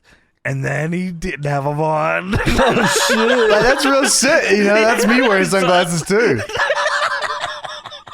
That's relatable. This is, wow. So this is pre-chronic Brian Adams. Just a big dude. Yeah. He, at first he came out, I thought it was Eric Watts. It was not. It was Brian Adams. Yeah. And he's in good shape. Horace is in good shape. Horace actually is not Steve Austin right now. He's just whore ass and he's in a singlet. Well, that's why he's not getting as big of a push, because he's not Steve Austin here. Well, apparently he's fired or something. Yeah, that's if he wants to be. Yeah, that's true. You can come back $500. That's his call. So yeah, Bryan Adams, regular dude. Tenay mentions that Dean Malenko and Chris Benoit are in New Japan for a tour, and they're not coming back ever. Yeah, they say Benoit threw the Revolution shirt at Shane Douglas on Monday, and the issues have set up. They're so deep that Malenko and Benoit have left the country. And Nash says, I thought he threw the shirt at him because the shirt was so damn ugly. No. So we get started with the match. Bryan Adams is on top, hits a tilt-a-whirl backbreaker. This feels long, this match. He does, because, the only thing Bryan Adams do all match is fucking backbreakers. He does do a lot of he's the messiah of backbreakers. He's like the shitty-ass version of the best wrestler ever. So Whore Ass hits a mule kick, low blow, and Nash immediately goes to the well. Doesn't even hesitate. Dude, the old glory mule kick. He starts laughing at it too. Tenay says, next time you do one of those video packages, you should get some audio. And Nash says, well, why don't you get in the booth instead of chasing those girls? I'm just kidding. I know you got a wife. Oh, your wife might be listening. Just kidding. Sorry about that. So Bisco says she would never even believe it. Oh, and Nash says you're pretty safe to bet that Luger isn't coming down because there's skeletons on the side of Horace's pants. And Zbyszko says he's not Luger anymore. And Nash says, oh, man, that's right. Now I'm going to get heat. Sorry, Package. Just tell Package I'm going to put a package together for him next Thursday.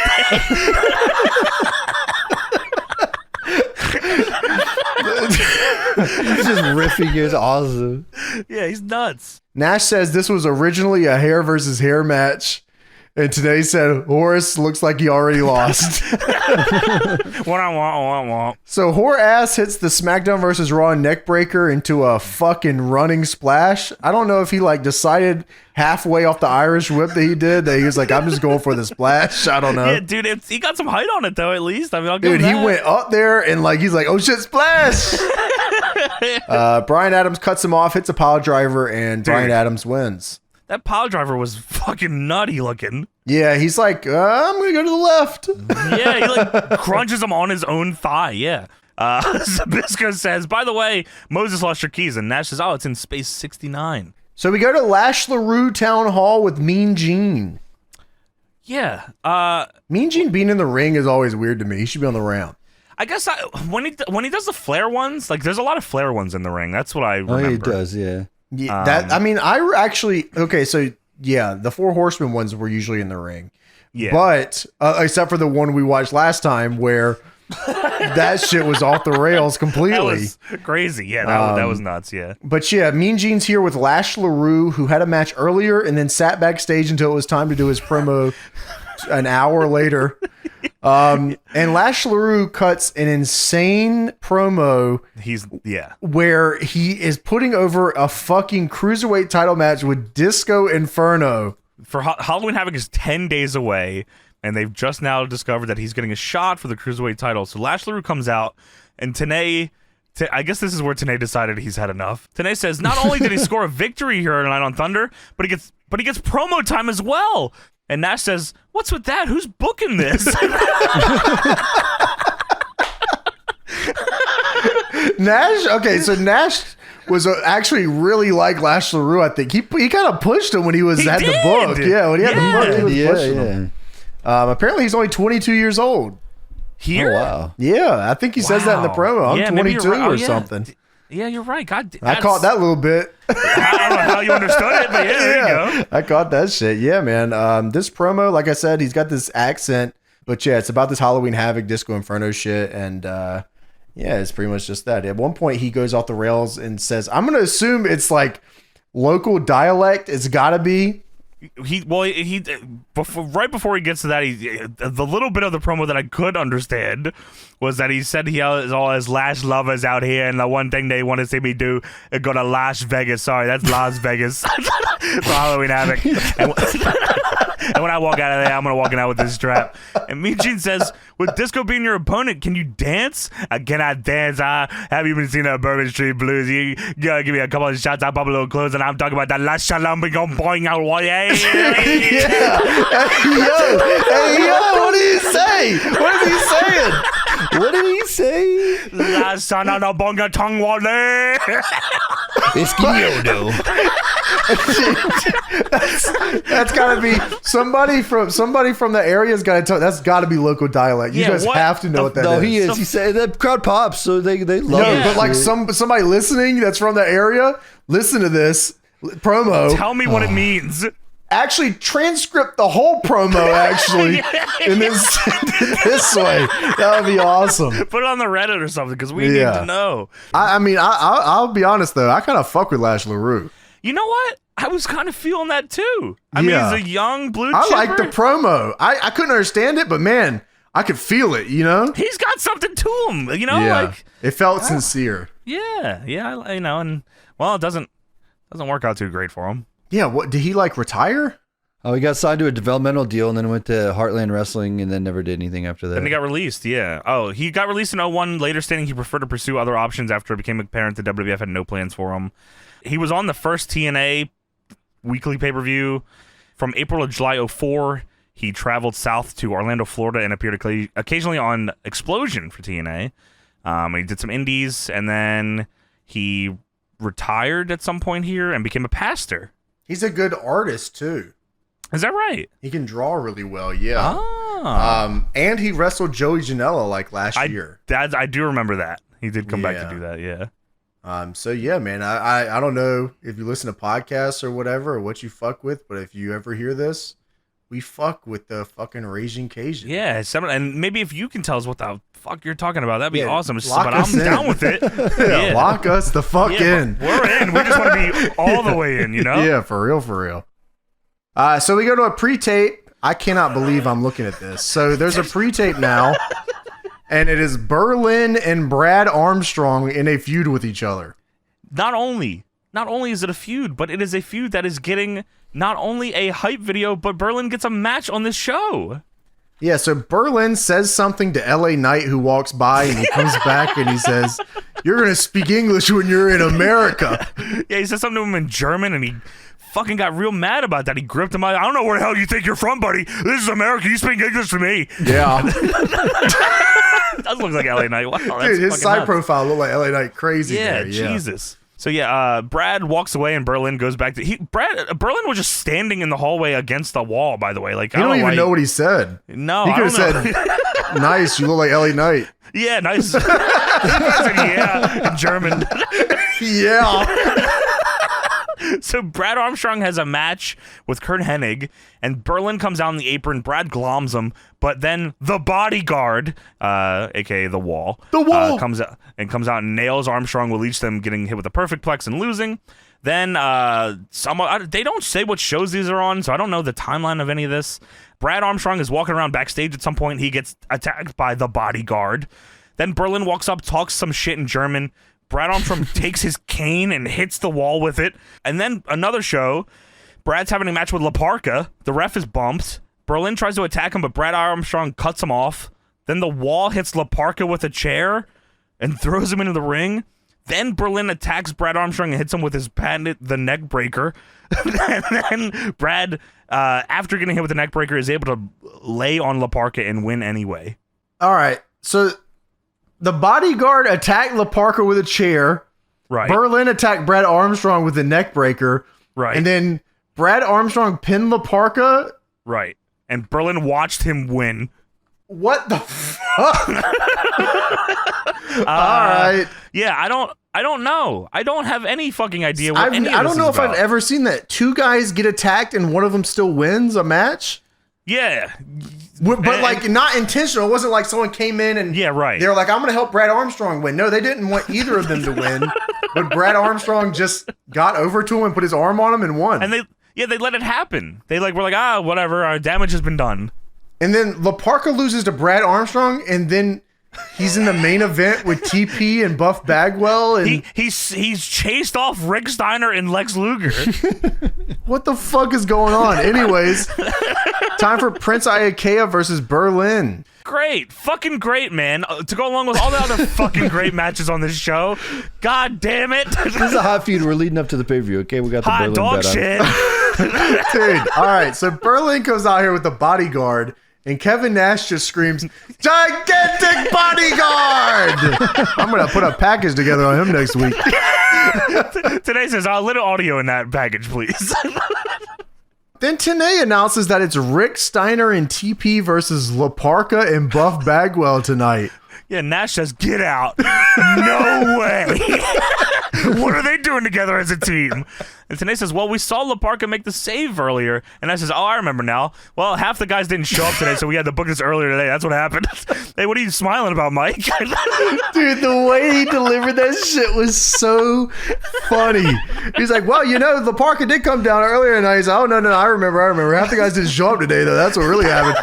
And then it like just stops. Everyone stops talking, and then Nash just goes, hey, what are you smiling about, Mike? It's a joke. And then Tenay says, oh, well, welcome to this all-shoot edition of Thunder. Wow, man. They are getting unhinged. Yeah, it right here is where, like, everything is like, all right, legit fuck all this show. Like, who cares now? So Prince Iaukea leapfrogs the ref. He drop kicks Berlin to start things off. Berlin's taunt spamming, and they're like, why is he doing that? And Nash says it's a German version of Tai Bo. He also has the hair like horseshoe style on its head. Reverse. Sunburns. It's like if you took the George Costanza and then reversed it. He's got the middle part. What the fuck? That's a crazy way to look at it. That is nuts. Nash puts him over pretty well here. He says, Berlin, a stealth 163. Prince Iaukea with the Steve Austin Thez press. Yeah, what? Berlin then rolls through a whip and hits a backbreaker, and then taunt spams on the mat, and then goes to the buckle, and then taunt spams on the buckle.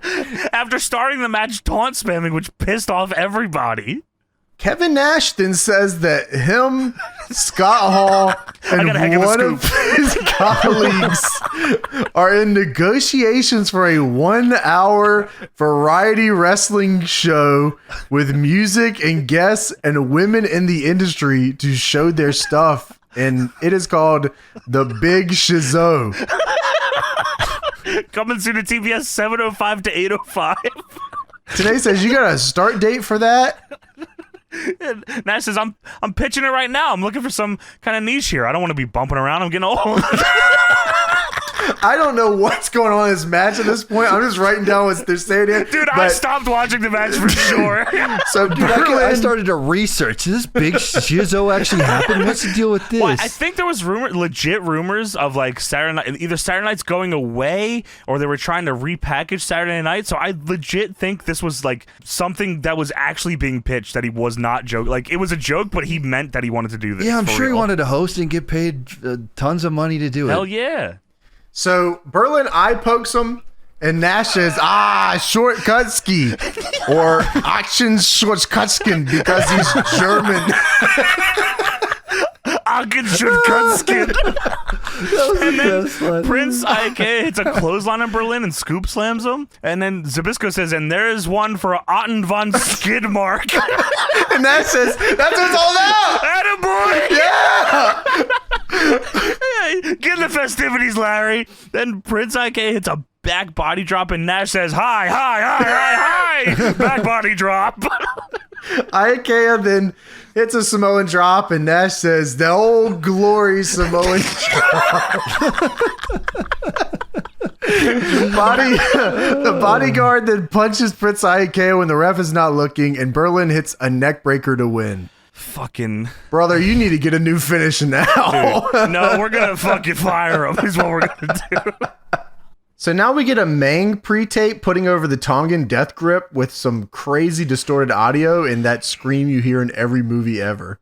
The what's it, Wilhelm? No, it's not. I don't think it's that one. It's just fucking something just fucking screaming. I was like, wow, I've heard this a million times. Yeah, this is it nuts. was a fucked up looking video. I mean, they did a lot of videos like this at this time, though. Yeah.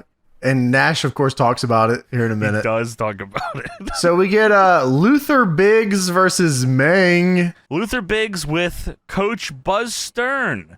Listen, we know a lot of bullshit. I have no fucking idea who these guys are. Oh, Buzz Stern was Glacier. What? No fucking way. Is that right? This is what Glacier did after he sold the eye and all the gimmicks and all the shit. He became a fitness coach? The guy that I was looking at on this show was Glacier?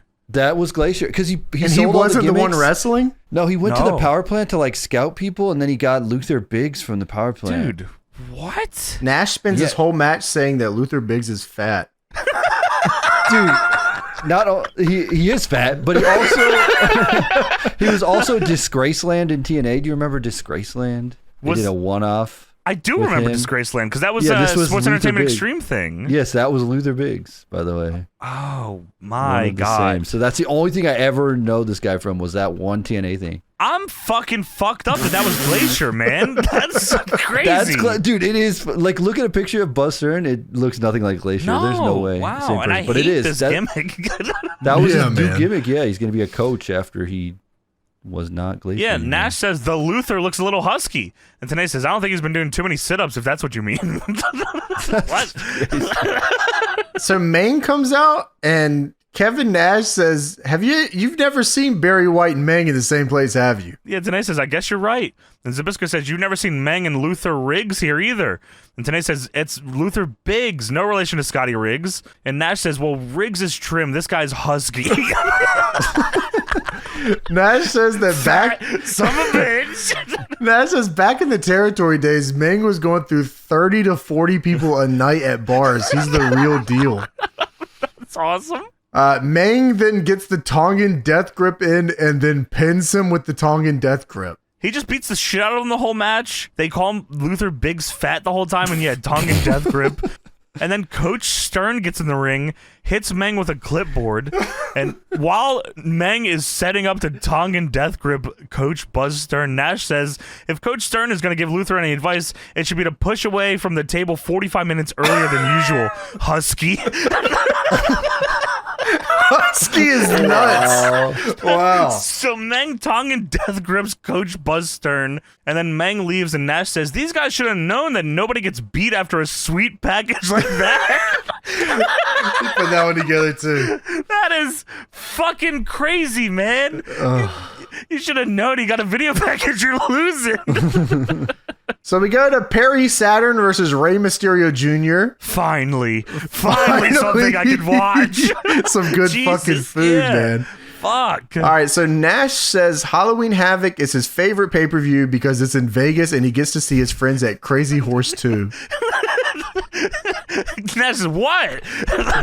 Dude, I love how they fish for it. He's like, yeah, this is my favorite pay-per-view. And then Mike Tenay's like, please let us know, why is this your favorite pay-per-view? And then he goes on about the Vegas He thing. knew he was going to say some bullshit. He was Yeah, like, he's he like, knew. what bullshit are you going to say now? That was awesome. Nash also says Sting and Lex have been, problems for Mr. Hogan. And Zbyszko says, it's the total package. And Nash says, don't. Oh, he does say that.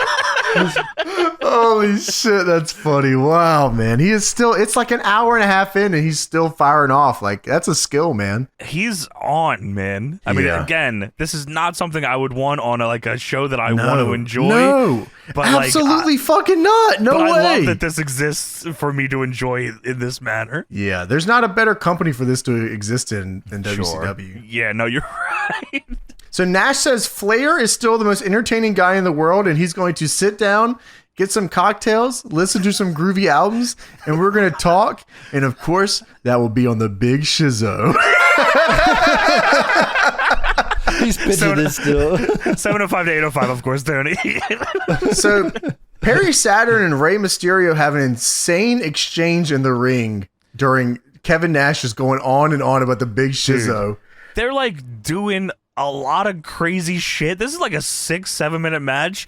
They have stopped watching from the start. And this shit's awesome. So It is. Saturn catches Rey off a springboard moonsault and tries to hit a German suplex, only for Rey to land on his feet and then to hit the springboard moonsault from the other side of the ring. I think the first one was off the second, and then the other one was the other side of the ring off the top. I was like, Yeah. wow. I knew they were going to work after that. I said, all right. Fuck yeah. So Rey hits the face full of stuff, and That's the Rough Rider. yeah, Nash says the old glory Rough Rider. Rey hits an Arabian moonsault and then a sensational flip dive to the outside. God, I'm glad. First of all, you're correct. Second of all, Arabian moonsault is the right call. I didn't know what to write because split-legged is out of the corner. Yeah, Arabian's up the middle. I said I didn't know. Thank you. All right, no, good. A point for you. I just watched too much wrestling. So Saturn catches Ray in a head and arm Saturn plex, and he gets him back, and he hits another one. And Tenay says, Saturn hits a T-bone, and then he does it again. And that says, that last one was the porterhouse. He switches hands. That's a porterhouse, which gives you the New York split, the New York and the filet. And Zabisco says it's not a filet anymore. It's a total steak. Sorry, there was one on the flip dive one that they were talking about, which was fucking so stupid. So Ray does the flip dive, and Zabisco says, if you want to keep an eye on Rey Mysterio, you got to look 50 feet in the air. And Tenay says, eyes in the back of your head, that wouldn't be bad either.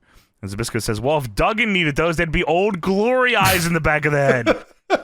And Nash says, or the Old Glory skid mark. Speaking of that, Nash says, you know, if Jim Duggan was you, Larry, he'd be the Old Glory living legend. This could go on and on and on. Today laughs and says, all right, well, I think we beat that one to death. And Nash says, no such thing. So Saturn hits an arm capture belly to belly. They're working, man. They are. Saturn then catches Ray into a dragon suplex right on his fucking head. They go all the way over. Fucking awesome. It was like a springback elbow that he caught him on, dumps him on his fucking head. It was gnarly. Ray tries to go underneath Perry, but Saturn literally stops him. He like pushes him down and grabs him. That was awesome. And then I thought that was so sick. And then Ray victory rolls him for a 2. Ray goes for the Frankensteiner, but Saturn just fucking throws him head first. He goes for, I guess he's going for the elbow drop because we see it later.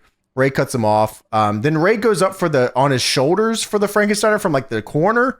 Like the Ultimo Dragon Rana. Yeah, that's exactly what it was. I was like, I know we had seen someone do it recently. Yeah, we just watched too much wrestling. Yeah, that's right. And then Saturn just fucking holds on and super bombs him off the top rope for it too. That shit was so cool. It was awesome. It was for a 2.9. I'm flipping out. They don't give a shit on commentary at all. Yeah, imagine having 2 guys that will go out there and have a match like this. Like, this is a nothing show that just you means can do this whenever nothing. you wanted. Yeah. Yeah, like these guys are having a match like this. Like that's a big bump. Like all these are big bumps. Yes. And like Nash wouldn't even fart on the way to the ring tonight. You know what I mean? So like it's just so I'm not there either. Hey brother, you can tell Eazy-E. You can tell Vinny R. Tell the I'm Tank not Meng. coming nowhere near that show unless Kevin Nash is there on commentary. So Kevin Nash is making fun of this the whole time. Rey Mysterio, Saturn, they're going nuts. It's fucking crazy to me how this works because Rey Mysterio goes on to become one of the greatest wrestling legends of all time. I mean, he's one of the very few success stories of jumping from one to the other. It's actually insane because all he does is reverse the Kevin Nash booking. Oh, wow. You're right. That's all he did. Yeah, that is right. Yeah. Wow. And just won some matches. Put that mask back on and win. Yeah. And oh my God. Eddie was also, they could have done that exact feud in WCW. Like, you're right. It could have been, whatever, but they could have did a lot of things here. Maybe book the first 9 matches on this show that made me watch them. I'm glad though that they gave us Kevin Nash riffing on a show for 2 hours. Listen, you take the good with the bad. I agree. Take the bad with the bad. Just gotta take all of it. You know what I mean? Ray head scissors around and then rolls up Saturn to win the match. That was a very fun fucking match. Even more funny than what Nash was saying on commentary is what Saturn does after this. Now, I was expecting him to jump Ray. Not only does he jump Ray, somehow he gloms both Ray and the ref at the same time beside each other and lays them both out. Dude, more like like just destroys kills both them, of them out. Dude, it was insane. Yeah, steamrolls the shit out of him. Kills them both, pulls a chain out of his tights, hits Ray in the head. The chain Douglas he's got there. They say that on commentary. Then Saturn throws the ref over the top rope. He slams Ray down and he goes up top for the elbow drop, and he jumps off, and Nash yells, "Old Glory elbow drop!" Dude, he screams the shit out of that. He nails it. It was a good elbow drop, and then Saturn puts Ray in the rings of Saturn. He gives this fucking insane look. He like puts When he throws up the taunt? yeah, he throws the taunt up, and then like he's like looking to God. He's like, I'm gonna fucking lock this bitch in. I love that taunt too. That's Perry Saturn. Orton did that taunt for a minute. A lot of guys have done that taunt to grab the wrist. Fucking John. So yeah, he puts him in the ring. Saturn. Refs come out to break it up. Slick Johnson is one of the referees, and Nash says, "Is that Goldberg?" Yeah, what the fuck? And then just before we're going to commercial, Tanay says, "Up next, Total Package and Rick Steiner versus Buff Bagwell and La Parka." And just before it goes black, Nash yells, "Skeleton Man!"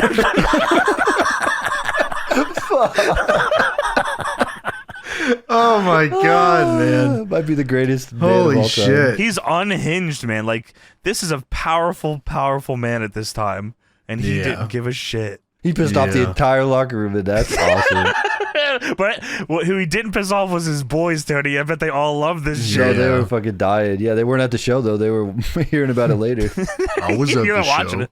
I was right there. I am the shizzo, you know what I mean? When is that coming out? So we have the Total Package and Rick Steiner versus Buff Bagwell and La Parka. Whatever you thought was happening here. That is fucking. By the fucked end up. of this, it is not what you thought because no one. The opening of this is like, even the entrances, I'm like, what the fuck is going on here? Dude, There no is- one could have ever. I'll give you a second as a fan watching. I don't know. I guess some people watch the show and If then you listen. haven't seen this, If you haven't seen it, try to imagine what happens by the end of this match, and then see if you were right at the end. Write down your prediction now and Yeah, There's put it no on a piece of chance. paper, and then There's you'll no never chance. guess there's what no happened. chance you guess what happens here. I still don't understand what happened. So Buff and La Parka come out here after TP and Steiner, and TP gets out of the ring, and Nash says, "See, he's scared of the Skeleton Man." And when DP and Rick Steiner are coming out, Zbyszko says, "Well, La Parka doesn't speak English. Buff doesn't speak Spanish." And Nash says, "Well, Bagwell speaks that Marietta, Georgia English, which is like English, I guess." And then Tanay says, "You have a relationship with Rick, don't you, Nash? You're the godfather of his first son, aren't you?" And Nash says, "Professor, is there anything you don't know?" Zbyszko says Nash is the godfather of Scott Hudson. They're just saying shit, man. Yeah, La Parka because La Parka comes out in like another outfit on top of his Another gear. skeleton outfit. It's a skeleton. I thought this was like, I thought they had like La Parka booked, but it was like, I don't know. You thought it was fucking- me, man? It's me, man. Like I thought it was like Scott's. I don't know who the fuck was under there. Like somebody was gonna fake like I don't know what the fuck is going on here. Well, La Parka takes the entrance mask off to reveal his usual mask, and Nash says, "I'm a skeleton man." Ooh, he took off the skeleton, and he's still a skeleton. He's still a skeleton. It's like when Ray took off the mask and had another mask. The same thing. Sting doing Oh that, yeah. man, Dude. Nash booked this. Nash booked this. And he's looking at it, and now he's calling it. This is his work of art here. Yeah, this is his piece de la resistance. Creme de la creme, I It's a say. skeleton. All right, so and somehow La Parka's gimmick gets even crazier after Nash stops booking. Yeah, One what for the- me you're and one right. for my homies. God, that's legendary. All right, so they brawl to start things off here. This The match match is starts outside the ring with the bell ringing with them fighting outside, by the way. yeah, we've given up on any sort of normalcy in this company. It's Yeah. just whatever. Steiner, La Parka gets his ass kicked. I don't know how they pitched this to him, but they beat La Parka's ass for this entire match, man. Dude, it's like a 10-minute match, and La Parka's on heat for 8 of it. So Buff is choking TP on the outside, and Nash says, "That's the old glory choke." Fucking God. Zbyszko says, "Is Rick Steiner still Steiner?" And Nash says, "He's the total Steiner." Yeah, right after what you fucking said, James, where he said the old glory choke, they're just talking about shit, and Nash just chimes in the middle of like Tanay and Zbyszko saying something and says, "I'm rooting for the heels." and then Rick Steiner hits the Steiner line. He says, "That's the old glory Steiner line." Dude, at one point they're brawling on outside, and I think Zbyszko says right in the bone, and then Nash just pops for it. Oh yeah, kicked him right in the bone. And Nash right in starts the laughing. bone. Yeah. So Nash then says, I can only think of one tag team better than the Steiners. And Tenay says, I'm guessing you mean yourself and Scott Hall. Nash says, no. I was actually talking about those two girls I was with last Thursday. Let's get back to the action. So La Parka goes for the hot tag, but he gets pushed out of the ring exactly how it happened before. It's the same exact spot except the other side of the ring. Okay, so he does his hot tag spot and beats up everybody in the ring. The crowd's hot. They want to Yeah. see the blockbuster. They want to see Bagwell and La Parka. They want to see the Skeleton Yes. Man. Hell yeah. So he goes up and La Parka gets in the center of the ring with a steel chair.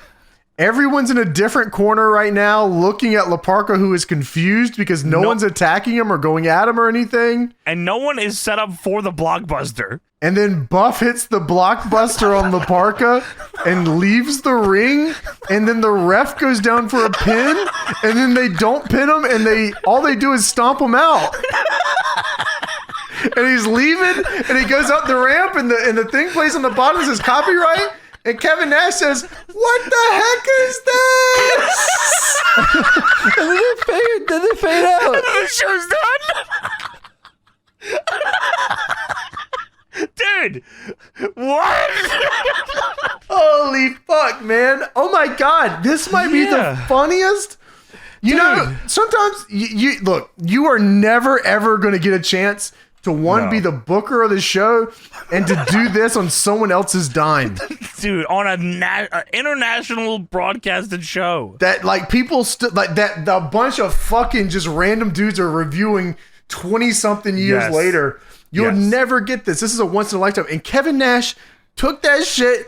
He ran with it and he made the most legendary. This might be the most legendary Thunder episode for all I know.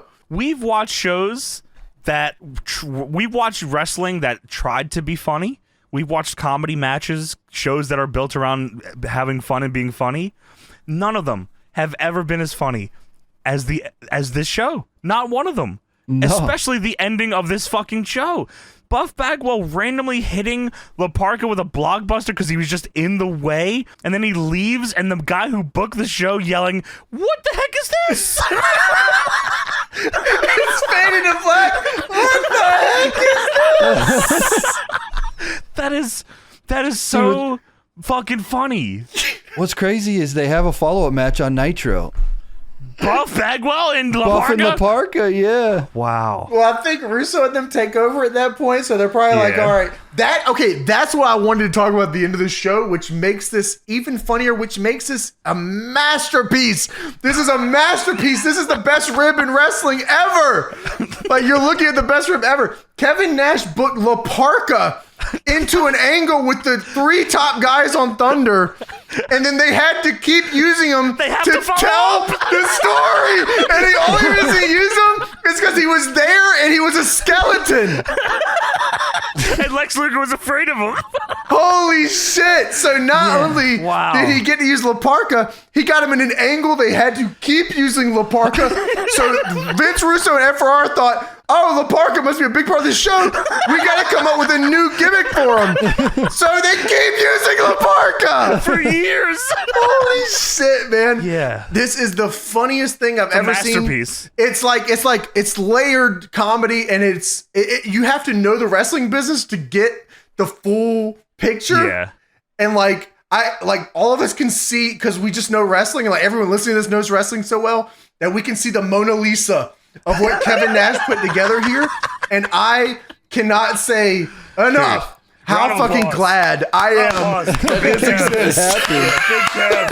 I mean, like, that was for the boys. That's what this episode was. It was for the boys. You're right, man. Wow. 100% man. Holy shit. Somehow, all right, so this is the worst show. If you turn the commentary off, it's the worst show I've ever seen in my entire life. Dude, it would have killed the pod, this show. But with the commentary, this is the most legendary episode of Thunder we've ever watched. Dude, that Thunder got a 1.8 rating. That was the Old Glory Thunder. Yeah. Come on. Little. But that is it for WCW Thunder, October 14, 1999. That's probably it for Kevin Nash's run as Booker. And that is it for our show. Thank you so much for joining us, everybody. Make sure to check out the best Patreon going today. Patreon.com/DeadlockPW. Hundreds of hours, literally, no joke, exclusive content. Thousands, maybe thousands. On our Patreon right now. If you love this podcast, then you'll love our Patreon even more because it's insane. And if you love pro wrestling as much as we do, check out Deadlock Pro Wrestling. That's our real wrestling company that we book and we enjoy. And we would love for you to check out on dpwondemand.com. Or if you can make it out July 6th and 7th in Raleigh, North Carolina, dpwtix.com. And we'll see you next week for another edition of the Deadlock Podcast. The Old Glory Deadlock Podcast.